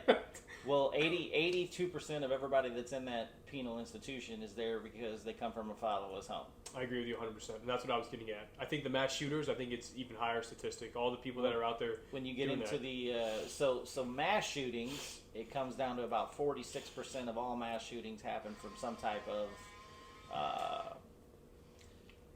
family court issue. Sure. Because we have female mass shooters, we have all ethnicities and all that shit, but you can track it down to like 40% of all mass shootings can be attributed to some type of a family court issue, and it climbs up to almost like 90-something% when you get into the school mass shootings. All come from fatherless homes. Where was that one where the Tennessee, I think, was one of the most recent ones. She actually had 2 parents in the home where she shot up the Christian school. Oh, right, yeah. She actually had 2 parents in the home, but she's, you know, her case is an extraordinary that she had 2 parents. Most kids come from a single mother home. You're also 72% more likely to be abused at a single mom's home, because of several different factors. Number one, the state is putting all of the burden of raising the kid on mom. Dad only has the kid 4 days a month. So, you know, he's out having fun and working his ass off the other 26 days of the month to pay that child support that goes to you. But what about mom? Mom's sitting over there at the house. She don't ever get a break. She don't get to go out. She might get some monetary side, but she's trapped. So they did a study, and it showed that if you split the time in between dad has the kid 2 weeks out of the month, mom has the kid 2 weeks out of the month, you're like, I want to say it was astronomically high to be a woman that earns over $100,000 a year, more likely if you have shared parenting, simply because you have time to go out and build connections. You have time to go back and get your degree or your college or whatever. You have time to go find a good job. You have time to do all that shit instead of the state burdening you with all of the child upbringing while dad only has the kid 4 days a month. and you get a measly, let's say it's $1,000, but you're missing out on the salary income. And see, the state doesn't want to correct that problem because they're getting all that child support money, right? They're afraid that they're going to lose their income from the dads having to pay child support. Where it can be offset is now mom's not a deadbeat on the couch anymore. Hasn't had a job in 3 years, homeless. Because she's having to live off whatever measly bullcrap. Dad's having to support his house and her house. So you're putting strain on both people. The kid's living in absolute hell both ways. And the offset can be that now she becomes a productive member of society. She's got her education now. She has time to go make connections. She has time to go hunt that good job down. And so now what is she doing? She's out spending more money. She's out making a tax increase on money spent and things she buys. And so the money can be offset from the state. You just got to wean them off of the tit to get them to come around to say, people are more important than profit. These kids that are shooting up all these schools, if you let them have equal access to their fathers, that's going to decline. Yeah, I can completely agree. I mean, as I'm listening to this conversation and listening to your explanation, somebody who's an expert in that field, I'm just constantly just getting mind blown about the reality of the situation, right? There's so much information that you just shared with me there that I don't think anybody knows unless you're a victim of it, right? Mm-hmm. And me coming from a fatherless home, dude, it was definitely a lot fucking harder growing up than somebody who comes from a father home, right? Had to figure out a lot of shit on my own. Was there a lot of confusion? Yes, absolutely. Was there a lot of anger? I told you earlier, yes, there was, right? Luckily enough, I was blessed to be surrounded with other family members who stepped up to that role, so I didn't end up being some fucking monster or some criminal or some guy that, did bad things, right? But I think just the whole, me personally, once again, not trying to sound conspiratorial here because it's going to come off fucking crazy, but I just believe by design, somebody's pulling the strings behind the curtain, Mr. Wizard of Oz style, to make this happen, to make our local populace weaker, to make our society weaker, right? To create animosity, to create hatred, to create anger, to cause these problems, right? And then entail, make the American population weaker. They control us more, right? The weaker that the individual is, the easier they are to control. And the weaker that the whole total people are, even more easier to control, right? So I think by design, something's probably at play there. And when you said 90 billion, that's so much money. Dude, that is the GDP of some nations. You know what I mean? And that's just one money-making activity that they're doing. Well, going back to the 90 billion under the Title 4D that you're talking about, and that's what's called the Title 4D of the Social Security Act. It is a policy. So when they turn in these billable hours for, to be reimbursed for collection of child support. Right. Well, number one, we can fire half of those people in the state of Missouri now. They don't need to be on the government tit because we have an equal shared parenting thing. So we don't need to worry as much about child support. Is there going to be child support still exchanging hands? Yeah. But it's not going to be at the level that it was where we have, 2 million dads that only get to see their kids 4 days a month. Right. They statistically, and this is a proven fact, obviously you have things that happen from, the Columbine shooters. They come from intact nuclear homes. Yeah. Nuclear homes. So you're going to have outlier issues, right? There's crazy people in all walks of life. But for the most part, there's no statistical change from a nuclear family to a single father home. Almost zero statistical change.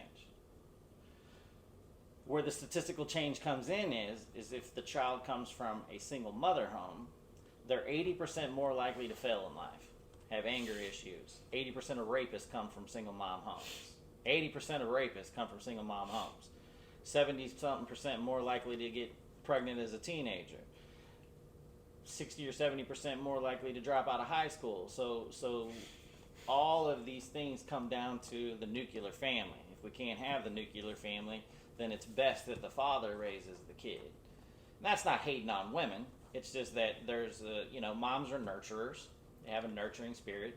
Dads are the identity, and we're also the disciplinarians. Mom can scream at a kid all day. Dad walks in and he goes, "It's over." And the kid's like, "Oh shit!" Yeah. It's fucking over. Yeah. Dad spoke. Well, what do you see? You see all the time, not only in the media, but I mean, we all know this. Not me personally, because I never had parents, but a lot of my friends. Mom yells at them. What do they say? Wait till your dad comes home. Wait till your dad gets home. They get a text, dad comes home, he's beating that ass. Like it's on site. Or if he's not beating that ass, he's sending up to his room. He's having that tough conversation with him, right? And I'm not always for, I'm not for domestic violence with your fucking kids, but dude, there's a difference between kids that got paddled and kids that didn't get paddled. I'm not saying choke slam your kid. You don't have to beat your kid to give them a corporal punishment. Like there's spankings and things like that.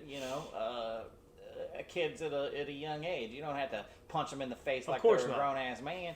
But if you to wrap them on their diaper, then they're like, dad, I can't do this. Yeah, I can't do that because dad smacked me on my booty.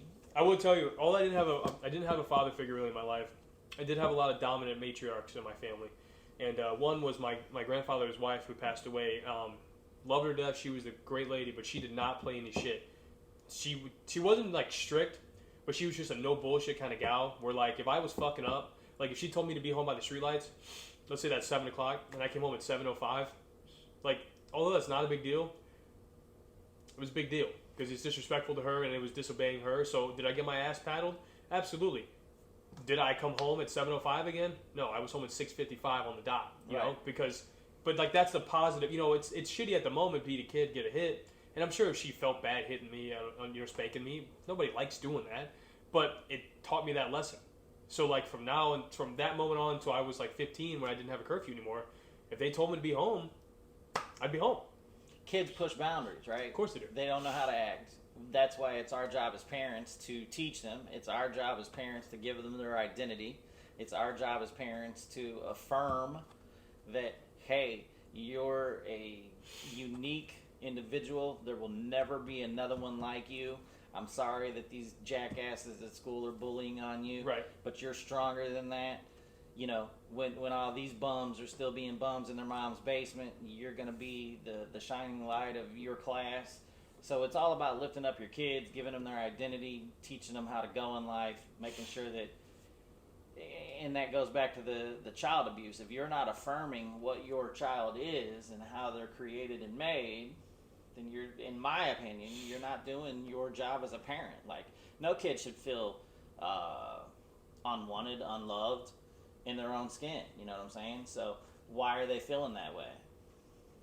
Are they going to school and it's an issue? Is it coming from the home? There's no love in the home. Is it there's no discipline? What's the issue?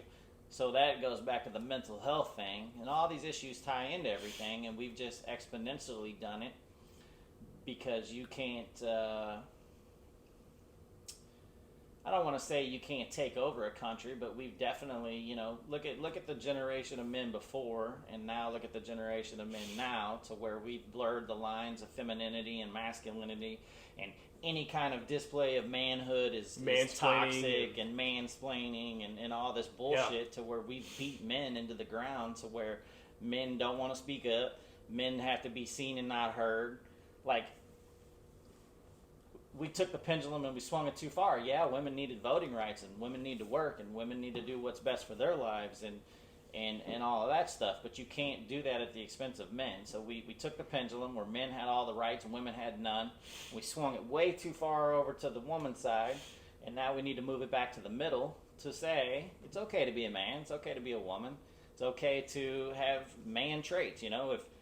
If you go to the gym too much and you work out as a man, well, that's toxic because you're too ripped, or, your toxic masculinity is showing. Your toxic masculinity is showing. But at the same time, toxic masculinity is people running into burning buildings. I'm not saying women don't do that, but who predominantly does that type of work? Who's going to carry the boats? Men. Yeah. So I'm not saying women can't. All I'm saying is that usually it is the men doing that type of work, running into the buildings, doing the police work, doing the shit that nobody wants to do, building the skyscrapers. So I think how we fix that is, like, if there are women out there that want to do that, we double down and encourage them and say, hey, you want to fucking run in this burning building with my boy that's running in there? Great, let's do it. Let's fucking do it together, right? What we don't want to do is only women can do this or only men can do this, right? It has to be a hybrid of, like, both sexes. Although we both have our dominant traits, right? Obviously, women are better at many things than other men are, and vice versa, whatever. But I think how we really fix that is, like, listen, it's cool and it's okay to be that masculine guy that needs to go chop down those trees. Mm-hmm. It's okay to be a woman and want to do the same thing. it's not okay to fucking bash the woman for wanting to do that or bash the man for wanting to do that, right? I mean, I think that's how we fix it, is just make it even and make it fair. Well, and encourage both. And not only that, but see, if you're one of these, what do we call it, a woman that is more natural, like she wants to stay home and she wants to I wouldn't call it a homemaker, but but kind of that role though, like, right? Why are we bashing her because she don't want to go out and get a 9-to-5 and make $1 million, right? If that's what she wants to do, and she wants to be a lady that takes her kids' upraising seriously, and she wants to make food for her man by the time he comes home and all that stuff, why are we telling her she's a piece of shit because, it's not the ideology that everybody else wants, because she's weak and she's not rising up in her femininity, and that man's probably beating her down to keep her home anyway. No, why can't we have natural, more nuclear family type centered things? I saw that it was trending on TikTok that there's all these ladies are making these videos where they're talking about like, I want to be the natural homemaker wife. Like, why are you guys all coming on here and giving me grief for it? It's not a bad thing. So, well, on the other side, it's not a bad thing for a woman that goes out there that wants to become a CEO either, right? So, like, I mean, I think the women that want to go out there and be ambitious, that want to be the CEOs, they're never getting bashed, right? But the women, the women that want to stay home, that want to just be, I just want to be a good mom. Yep. I just want to be a great mom to my kids and cook dinner, and I want to have my husband come home after a long day of work and take care of him, whatever. And not saying that's bad or wrong or right, but if that's she gets bashed, right? But and she the gets CEO bashed, doesn't, right? And I'm all for both of them. If you're a kick-ass fucking woman and you want to go be a CEO, go fucking take over the world. I'm all for it. Mm-hmm. That's great. Yep. Don't bash the woman that is happy with coming home or being at home with her baby and picking up her kid from school, and her husband works his 9-to-5 and they come home and spend time together. Don't bash that. Different strokes for different folks, and just be happy with what you're doing. Well, on the reverse hand, we see now that because women are they're able to go out and be whatever they want to be. I know several that are people that are on my Facebook friends that the man stays home with the kids. So like there's a guy in where's he from? I think they're living in South Carolina now. He stays home. He does all of the home chore stuff. He homeschools their kids. He does all of the running around stuff, and then she makes baller bucks. So she supports them. So, but would you ever bash him? That's what I'm saying. Like, I'm not going to be like, damn, that dude's a pussy. No, man. I'd be like, dude, this guy's figured it out. Like, right. This guy's fucking cracked the code. This guy don't even have to go to work, man. Right. He's just got to raise some kids. I got a buddy of mine. His wife is they're in New York, but or actually, sorry, they were in New York. Now they're in Chicago. But she's a very successful lawyer. She kicks ass, does very well. Probably makes $300 grand a year, and he works from home, doing very minimal. Like, I think he does like IT help desk, right? Which is still a vital job, but he only has to work 15 hours a week, right? And gets paid probably, $40 grand a year, whatever. But that's just fucking spending money, right? That's just fuck around money, right? That's vacation money, right? And she takes care of everything. He homeschools the kids. He fucking picks them up from practices and all this bullshit. He goes grocery shopping. He cooks every night. And dude, like, I never want someone like me who's involved in a couple of different things. I work all the fucking time. I know you do too, right? I never looked at him as like, what a fucking loser. Right. I looked at him like, dude, that's great. Like, dude, hell yeah, man. Like, you're blessed to be in that position. Congratulations to you and your family. I'm so happy that you can spend, as much time with your kids as you want, and your wife's happy with it too. And it works perfectly for them. So, like, why bash it? I mean, why the fuck? If it works perfectly for that individual family, and they're not causing harm to anybody else, and they're waking up, doing what they should do, why do people bitch about it? Right, and that's not toxic masculinity for him to stay home and to do something that's out of the norm. Well, it's not toxic feminism or what's the count? The feminism. Feminism. What's the? Yeah. What, if anybody out there, please post in the comments. What's the antonym for masculinity? Feminism, I guess. But feminism. It's not like toxic feminism for her to go out there and be the fucking super lawyer, right? And win all of her cases. Right. I fucking see her. I'm like, dude, she's awesome, right? And my buddy loves her to death, and that works for their dynamic. So I see what you're talking about, though, and it bothers me. I know I mean, guys bash guys about other things too. I'm sure. We're not perfect, but it is coming down to a point where there's roots. I don't think dudes bash as much. You know what I'm saying? Like, we're like, oh yeah, Nate. We'll kid around about some shit, but when we're being serious, like, nobody's knocking you for your hustle or that. You know what I'm saying? Like, we might come to you and be like, hey Nate, did you learn from that mistake you made, or something like that. But I don't think it's dudes that are bashing, right? So this goes back to the fact that men don't really think they have an outlet. But I bet more people would listen if you really reached out to them than you would think. So that's our own internal turmoils that we don't reach out and we're like, hey, Nate, I'm dealing with some shit this week. You got 5 minutes. Are you going to tell them no? You know what I'm saying? Well, you're lucky because I don't know if people do that to you, but people always do that to fucking me. I've told this story to multiple people. I probably get, and I'm not complaining about this because I'm very blessed. I think it's God, and I don't know if you're religious or not, but whoever out there is religious, but I think it's God kind of like putting people in my hemisphere for me to help them out. And if I can do that, that's great. But for example, I had a buddy of mine who lives in Texas. Posted on Snapchat, he was in the bathtub slitting his wrist. Like, dude was about to ready to kill himself, wanted to make it public, had a note, like, whole 9 yards, called his family, locked his doors, like, it was about to be it.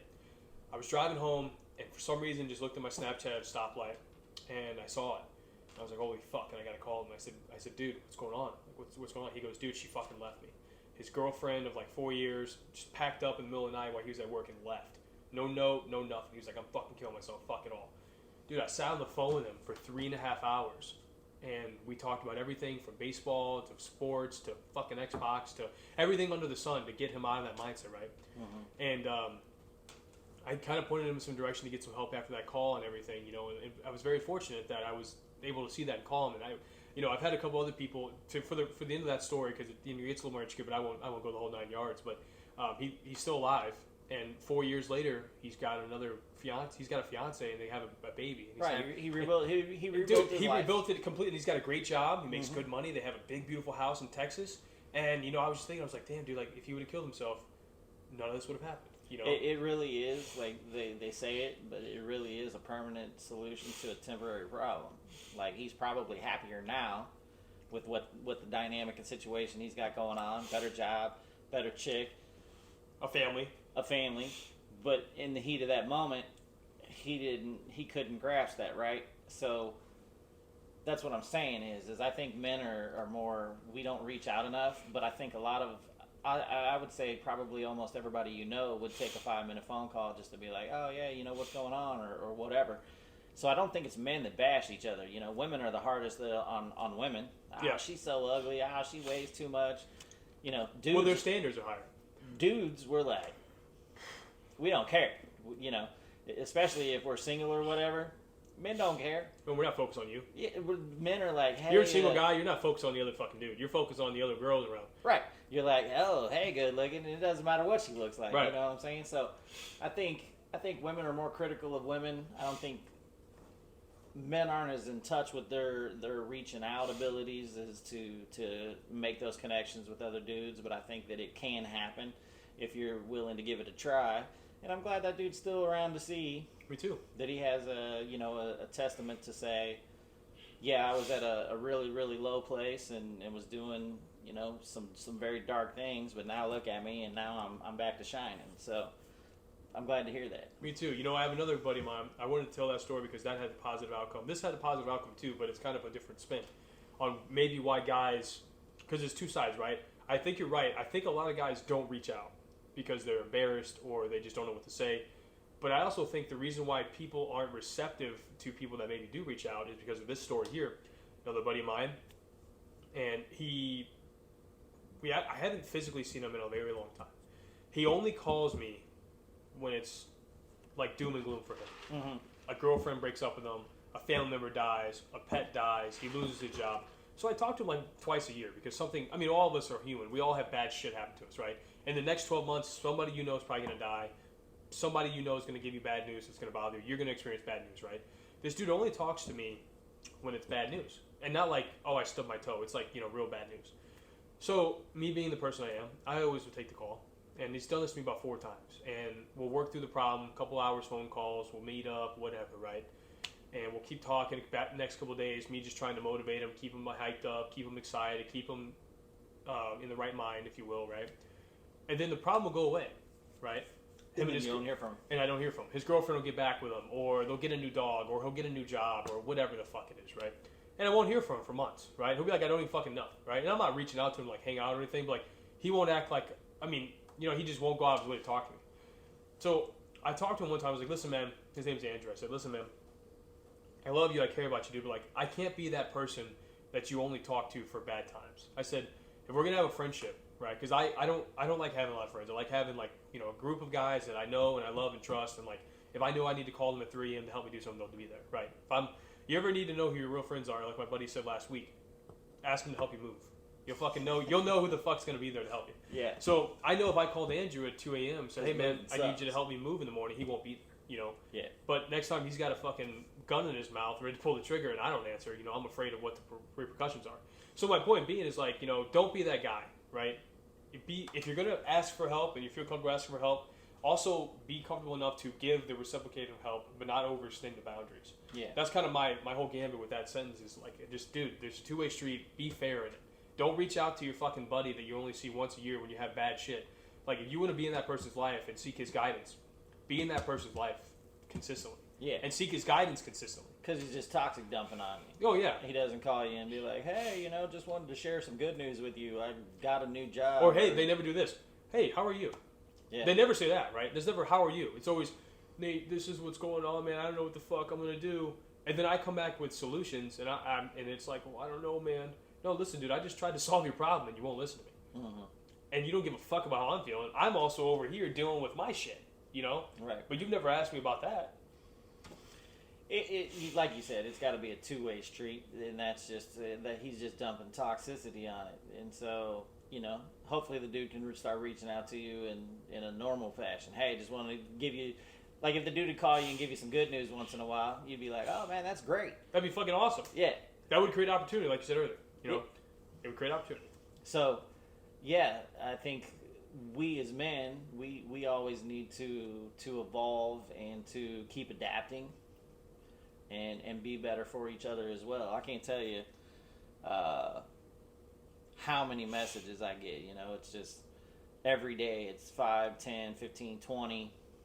I'm in this state, haven't seen my kids in this long, and I have the credibility for that because I've been through that. Right. I went there was a period that I didn't see my kids for a year, and then I seen them for like 2 weeks, and then I didn't see them for another year, and so that also changed my mindset, right?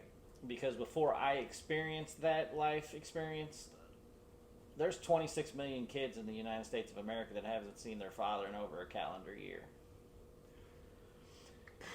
So, I never asked to be in that statistic, right? I was forced there because I had a court order that I was supposed to see him every other weekend, and she didn't want to abide by it, and the cops wouldn't fucking help me. The prosecutor wouldn't prosecute her. Even though there's laws on the books, it's a crime in the state of Missouri to keep kids from their other parent. Well, it's kidnapping, isn't it? No, it's called parental interference. Interference with parental custody. So when it's your time to have the kids, it's actually a Class A misdemeanor. And then after the third offense, it becomes a Class D felony. Shit. But they won't enforce it. So if they don't enforce it, it continues. I ended up going a year without seeing my kids, and now my kids, I hope they're doing well, but we don't have a relationship because for 7 years they was told I'm a piece of shit, I'm not important, only call him if you need something, or those type of things. So we don't really have a relationship now, and I'm not saying I'm a perfect dad or anything like that, but sure. That's not my doing. You know what I'm saying? Well, they were programmed to hate you, essentially.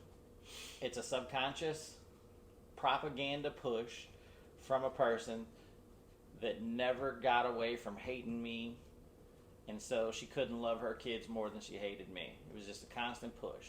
Like here's one instance of a story. I'm broke. I'm going through all this shit. I'm hemorrhaging thousands and thousands of dollars. I went 4 months without heat because I'm paying lawyers to keep my kids in my life. I'm paying this GL, paying this therapist. It's cold as a motherfucker. Can't take a hot shower, having to go over to friends' house and shower and shit because, that's how broke I was. And the kid's birthday comes up. So I bought him an Xbox One. That was when they were still popular. And I give it to him on his birthday. But remember, I'm only seeing him every 2 weeks.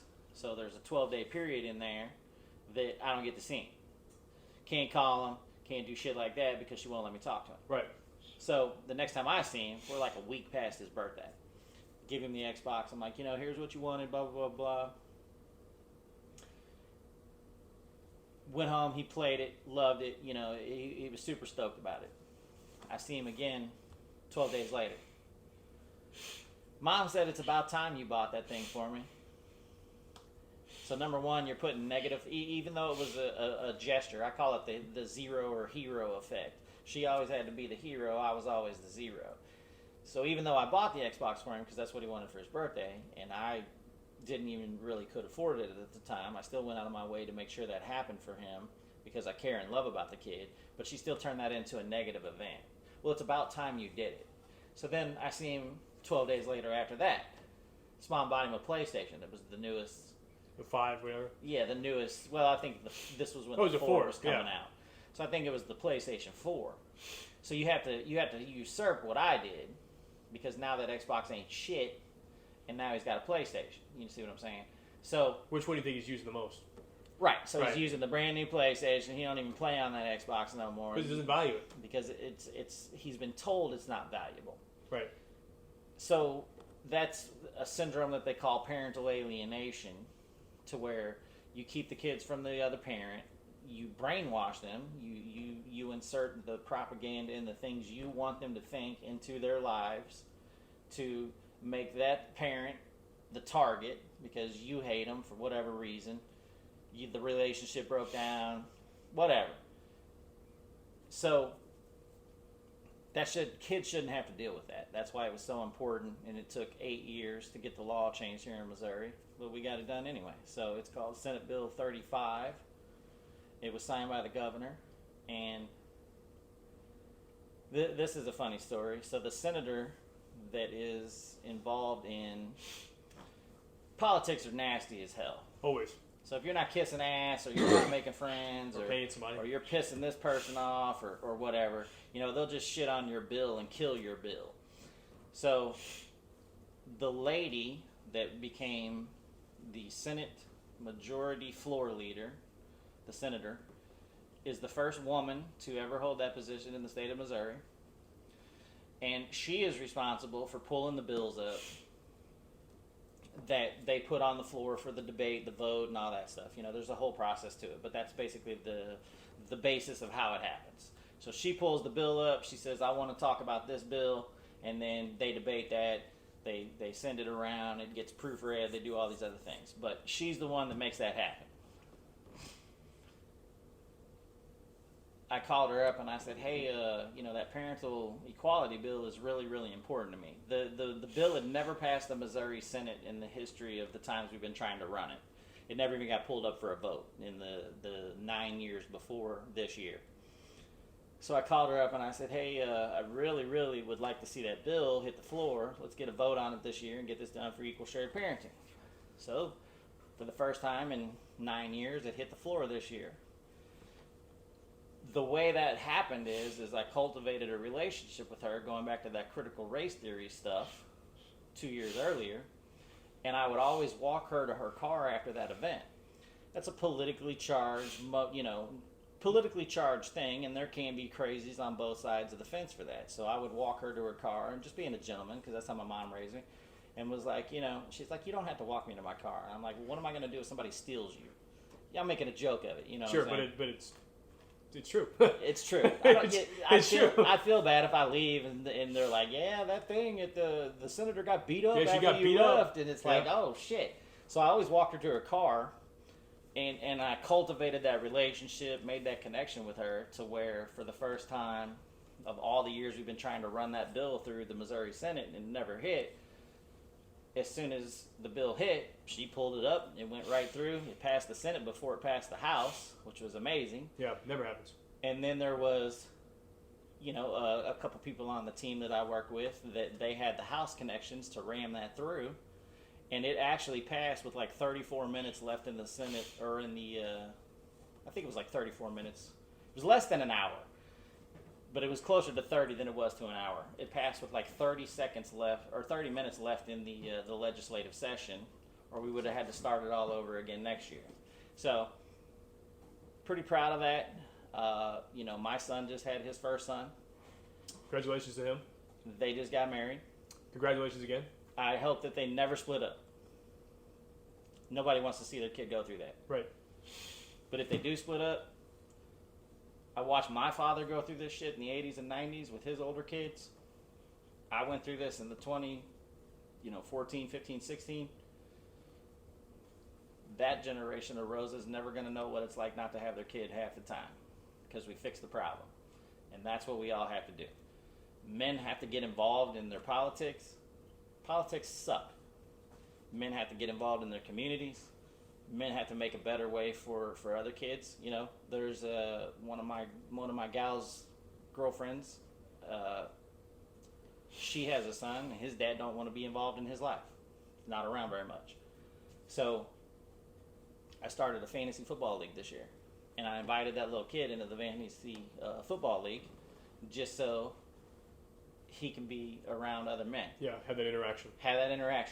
And I usually go up on like Sundays or something, and I'll watch one of the games of Buffalo Wild Wings or something, drink a couple beers. I see your snaps. I know where you are. Yeah, It's easy to find you on a Sunday during football season. Yeah, it is. So, and I've invited this little dude to come up and watch the game with me because I always go watch a Chiefs game somewhere. And, so men got to get involved in interacting and not just with our kids, but other people's kids that don't have positive male role models. Definitely.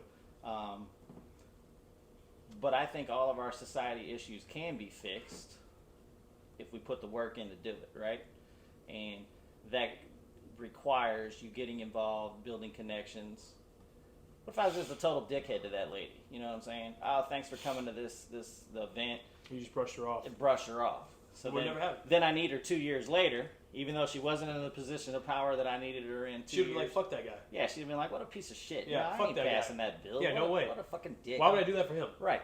So you got to cultivate relationships. You got to be respectful to people. And basically it comes down to treating everybody like a human being because you never know where they're going to be in 2 years that you might need them. 100%. I agree with you. And I can't tell you how many times where, I've just kind of met somebody and I'm very blessed, man. In the business world, I've been pretty successful. And I get this gut intuition about people sometimes, and it's like something's telling me that our paths are going to cross again. Some tells me down the line, this person and me are going to do something. You know what I mean? And I've been very blessed to be in that situation, and it's worked out tremendously. But I agree with you, man. I never try to burn bridges, right? Even if I'm in an impasse with that person at that moment, we're not agreeing and not seeing eye to eye, or there's nothing that I can learn from you, you can't learn nothing from me. That doesn't mean that's not going to be the case in 5 years. Here recently, I just got involved in duck hunting. I've been going for the last year or so. And a buddy of mine who, we worked together, but we really didn't have that much in common. Dude, now I go duck hunting with him. There's so many things in common, and he's been duck hunting his whole life, so he has now taught me that whole craft, and he's continuously teaching me that whole craft. And, like, if you would ask me that 5 years ago, I'd be like, oh, there's no way. I would never hang out with this dude outside of work, you know? Hang out with him outside of work all the time. He's one of my good friends. He's a great guy. Right. He's an awesome dude. He homeschools his kids. He's very big into his side of God and things that he believes in. And the dude would take his shirt off his back and give it to anybody if he had to. I mean, dude's just a good dude. Going back to what you said as well about fathers wanting to be a part of kids' lives and not wanting to be a part. So, like, I try to foster that for my little brother. He just turned 15, going into high school, and I'm one of the only male father figures he has in his life, even though I'm his brother. And I try to be positive for him because he's got a dad that's a real piece of shit, drug addict, just would promise and never deliver kind of deal, would put these drugs over kids. So, you got situations like that. And then for me, too, like, I'm very blessed to have some people in my life that kind of took that from me. 2021, when we bought this house, I wrote a letter. I got my my biological father, who I've never really talked to before, never met in person other than when I was a baby. I got his, crazy enough, my buddy is the president of his HOA. And my buddy and I were talking, and he's like, hey, Nate, just curious, like, what's your dad's name? I've just never asked you or talked about it. So we started talking about my dad, and I told him his name, and he goes, dude, he lives in my fucking neighborhood. I'm the president of the board. I know everybody in this fucking neighborhood. Gives me his address. So I write him a letter. Right. And I write him a letter. Hey, quick update. This is 2 years ago. Write him a letter. Quick update. Just bought this house. Whatever. Update about my life. Send a letter. I was like, I don't want money or anything for you. I make a good living. I just want to get to know you. Right. Send the letter. Nothing. Right. So about 2 months ago, I did the same thing. because Celeste and I are getting married, and we're gonna have family immediately after that. We're getting married next month in October. We're gonna immediately start trying for a kid, so we can start that cycle of our life. So I wrote him another letter. Said, hey, wrote you a letter before. Not really worried that you didn't respond to it. I just want to give you another update about me. Once again, this is not me wanting anything but just a response from you. Don't want money or anything. Right. Getting married next month. I'm gonna start a family. I would love for them to not wonder where their grandfather is. I was like, I'm going to put everything that happened in the past between us away. I'm like, we're just going to forget the last 27 years like it didn't happen. I'd love to just start fresh with you. Sent it 2 months ago, no response. Right? So my reason why I'm saying that is like I feel like you got some dads like yourself who like would literally die to be a part of their kids' lives, and you got other dads like my father, and then my little brother's dad, who would do anything to run away from the situation. So I think it's unfortunate that the other two that I just said, get more limelight than the fathers like you who would literally die in the trenches to spend 5 minutes with their kids. So the reason why I'm saying all that is I want to say I appreciate everything you've done. I think you've made some huge strides, and hopefully I'm never in that position, but I know that if I am ever in that position, I know someone like you blazed the trail to make it easier and fair and just for people like that. And also everybody else that's out there, if you're a single father, that you're out there in this struggle, like, somewhere like this person right here broke that board down for you to make it easier. So just want to, I'm not into the conversation, but I just want to say thanks again, man, for all you've done. It's a huge, huge blessing. And I don't know if you get enough credit, but I just want you to know, like, in my mind, man, like, I hope you get everything you deserve. I appreciate it. It's always extremely sad to see someone that can't put their addictions, or that their addictions control their life to the point to where they neglect their own children. But that's why they call it addictions, and it's very sad because now your little brother's going to have traumas that he's going to have to deal with, and hopefully he's able to break that shitty cycle to where he doesn't pass that on to his child. You know what I mean? If he ever has one. So it's extremely sad to see that, and addictions are a motherfucker. I don't know what else to say, but in your case, I don't know why the guy would not respond. You extended an olive branch, and instead of him accepting that, he didn't. But then at the same time, I don't know anything about him. Maybe he's got maybe he's married now. Maybe he is. He's got a whole other family, 2 kids. Maybe he didn't get the letter. I thought about that. Maybe he's working. Maybe she got the letter. She opened it up.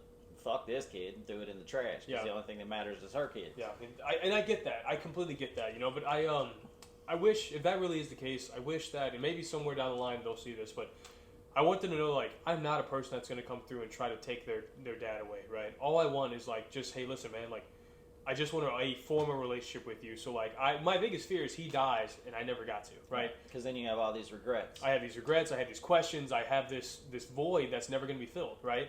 And then my kids, I grew up, with missing grandparents because of situations, right? So, like, I didn't know anybody on my dad's side. So that's a whole segment of Christmases, birthdays, holidays, Thanksgiving that I never got to deal with. Mm-hmm. I don't want my kids to go through that and be like, oh, well, because, like, Celeste's family, I give them credit on this podcast all the time. Dude, Celeste's family is amazing. They're super nuclear. They're super healthy. They're super active. They're super loving and caring. Like, dude, like, they're the best family in the world. And I'm so blessed to be joining that family in a month. Right. My family is not that way, right? So, like, I don't want our grandkids to, like, our children to go to their grandma's house, Celeste's mom, and be like, oh my God, this is the best time ever. And then they'll come home and be like, well, where's my dad's parents? Where's my other grandpa? Yeah. Where's my other grandma, right? Yeah. So, like, that's going to be probably the inevitability for me. But I'm just trying to, like you said, extend that olive branch. So either that's a factor, or two, what I think might be the more realistic one. You sound kind of conspiratorial like me. She burned the letter, but no. That's my first thought. Right. But I think it's simply because of all of the thousands and thousands of cases I've seen, to where, what the number one trigger is for dads losing access to their kids. The number one trigger is man, everything was going good. We've been split up for 2 years. I was getting a kid all the time. We've never been to court. Then I got a girlfriend, and all hell broke loose. She won't let me see the kid. Now I'm having to sue her to go to court and all that shit. So the number one trigger is the next woman, whether it be for the baby mom, or whether it be for for the other lady. So if I were you, and you don't have to follow my advice, but if I were you and you could find out where the guy works, I would resend both letters To his work. And if he still doesn't answer, then fuck him. Then I'd send him back like a card that pops open and it's got a figure and shit. Just wanted you to know I'm thinking about you. Because, like you said, you've extended the olive branch, and it was his job as the father to come find you many, many moons ago, as opposed to you having to reach out to him. But with that trauma, okay, so let's take it from the devil's advocate from his side. He's got to be guilty as a motherfucker that he's never been around, never seen you. So that's my thought. I think the reason why is that he's scared and has a lot of remorse, and he doesn't want to kind of, fight that demon, fight that battle, if you will. Which I understand. Like, I can only imagine how much remorse and guilt he feels, right? But, like, I'm not mad at him. He's mad at himself, right? Mm-hmm. At this point, I'm willing to let everything go and just be like, hey, listen, dude, like, whatever happened, fucking happened. I know my mom. I know she's not easy to get along with. I know she's got mental illnesses, and she's hard to deal with. I get it, man. I get it. Mm-hmm. Let's move past it. I don't want a justification. I don't want an explanation. I don't want a reasons why.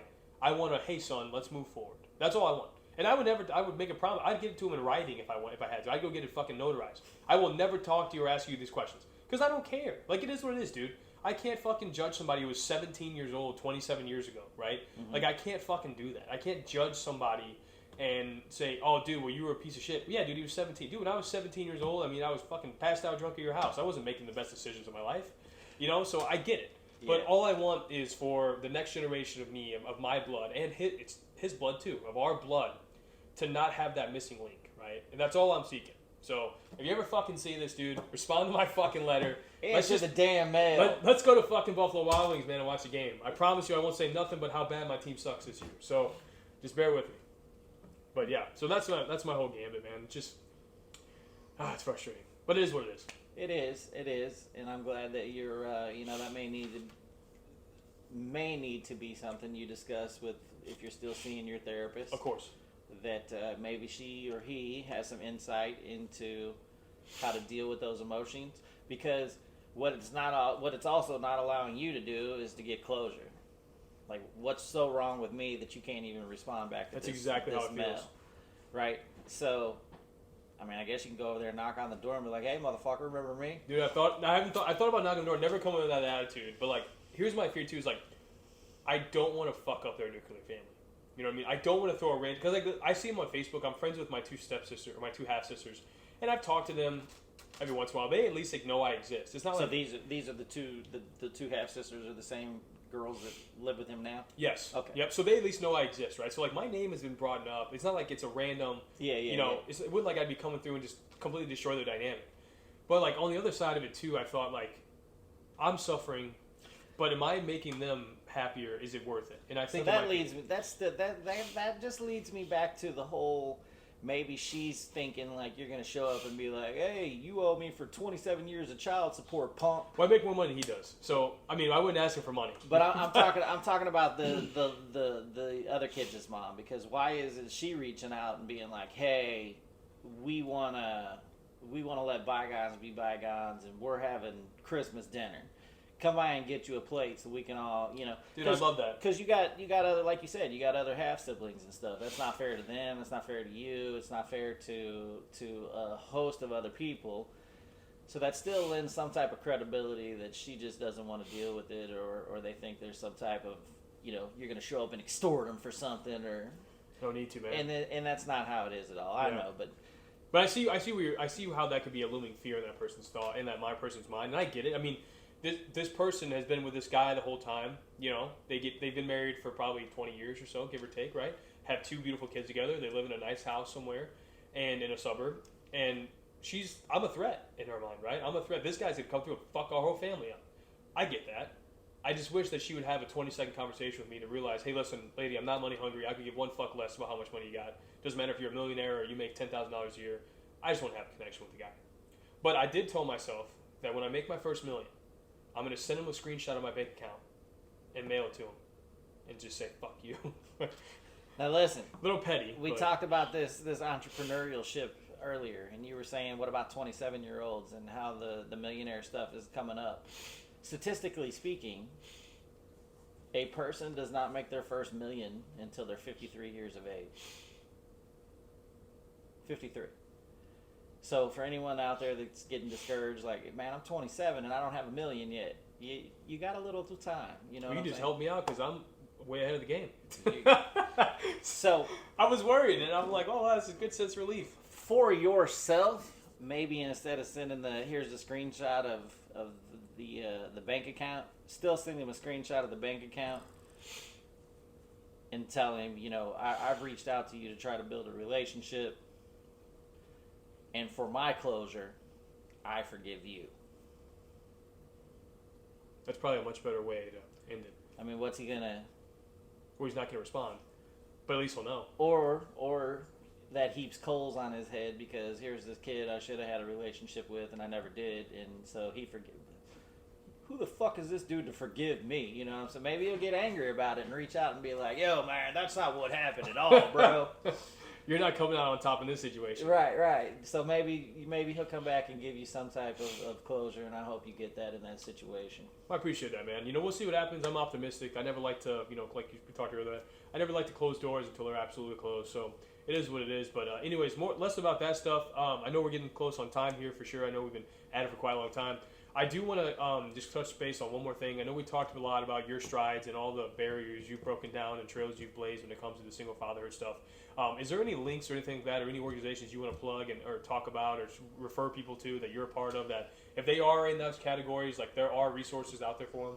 So there's it just depends on what you want to get involved with. Like if you're just needing help with your case or maybe some advice, everybody can find me on Facebook, Kenneth Rosa. You're not going to be weird if you send me a random message. I get 10 to 20 of them a day. I know you don't know me, but I've been watching you for years, and it's like, okay. Right. But so if you're just looking for some type of advice or whatever, I make myself available. All my shit's at the public. I live kind of pretty much like an open book.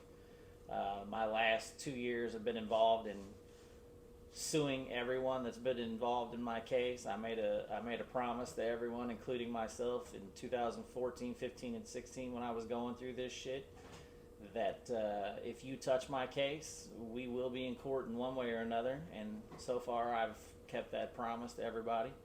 As far as organizations out there, it just depends on what you're looking to do. If you're looking to get involved with some type of legislative change, we already kicked the door down for you here in Missouri. That's right. Which we touch Arkansas. Kentucky's real close. We touch Kentucky technically. So we've got 2 states that we're touching. We're working on. I'm personally going to be working on Oklahoma next year. So that, you know what I'm saying? Like that whole thing just continues to expand out. So where we were getting 1 state for equal shared parenting per year, this is the first year we got 2, Florida and Missouri. You think it's just going to keep compounding? Yeah. But it seems to resonate more with the red states than it does the blue. Not to get into Democrat or Republican. Sure. But every state that's passed it so far is red, and every state that is vampire slaying it off and sprinkling holy water on us to repel us from trying to push that is a blue state. So wonder why? Money. It's all about the money. I knew the answer. I was being sarcastic. Yes. All about the money. It's all about the money, baby. Always. So, I think probably within the next 2 years it'll jump by, because nobody wants to be the last state. Nobody wanted to be the first, but nobody wants to be the last. Right. California's such a shithole because they won't pass equal shared parenting, and 49 other states have it. You know what I'm saying? Yep. So it becomes like a domino effect. Yeah, really. an avalanche or a domino effect. Snowball, whatever you want to call it. Once it starts going, it goes. But it just depends on what you want to do. So, if you're wanting to get involved in some type of legislative action, I can point you to some type of group that'll help. If you're wanting to, just depends. So, best way to get a hold of me is on Facebook, Kenneth Rosa. And, from there, I can point you in a different direction of what type of help you're wanting. Speaking about entrepreneurship, a couple months ago I started Rosa and Martin Consulting. So there are cases out there that I can't tell you how many hundreds of dads in the state of Missouri I've for free have printed off and helped them fill out paternity petitions so that they can prove that they're the father to their kid, number one, and then number two, help them fill out their parenting plans, because you get this stack of papers and it's something you've never been through, and it can be scary or intimidating. Oh, you're lost, yeah. And I've taken dudes down to the St. Louis County Courthouse and helped them file the shit just to get them involved in their kids' lives. And I've had a bunch of those dads hit me back and they're like, yo, man, I just got full custody of my kids. And so, but the consulting thing, there are more intricate cases. I'm not allowed to talk about some of the partnership client privilege stuff. I'm not allowed to talk about. Can't talk about an ongoing case. I get it. Yeah, but we help people get done what they need to get done to have their cases be just or fair in whatever condition they're in, and so another entrepreneurial shit. I hate to charge money for that, but when you get involved in some of these cases, it takes a lot of time and effort. Well, if you're doing more than what a lawyer does, anyways, I think it's money well spent. Exactly. And I'm sure since you've already been down the path, you've already fought the battle, won the war, you already know what bullshit you got to jump through, right? You've already charted the course. You got my endorsement. I would much rather deal with a professional who's fought for litigation and won, rather than some lawyer that might have dealt with this once or twice and lost. Yeah, I've been in the. I let them beat me with the nightstick, so you ain't got to. So. Yeah, exactly. That's cool. Awesome, man. Well, I guess we'll call it a wrap. Guys, if you can't get a hold of him, that's Kenneth Rosa on Facebook. Get a hold of me. I will point you in the right direction. Not only have I known this guy for a long time, but I also have all his contact info. If you're talking about in-person inquiries, Buffalo Wild Wings somewhere, and Sundays he'll be there. Probably the one in South County, I'm assuming. But probably the one in South County. It's funny how I guessed that, right? So. Yeah. That's awesome. Well, thanks again, brother. Hey, I appreciate you having much me. Love, man. Thank you for what you're doing here. I appreciate the entrepreneurship of wanting to branch out and have a podcast and stuff. And so I watch all you guys, man. I'm proud of all you guys. That's awesome, man. It's good to see somebody who literally watched this grow, kind of give us some validation, but also be a part of that too. So, and if of course I'm only a call away. If I could ever be of any help, just let me know. Yeah, couldn't be more proud of you guys. So thanks, brother. Thanks for having me. Yeah, man. This.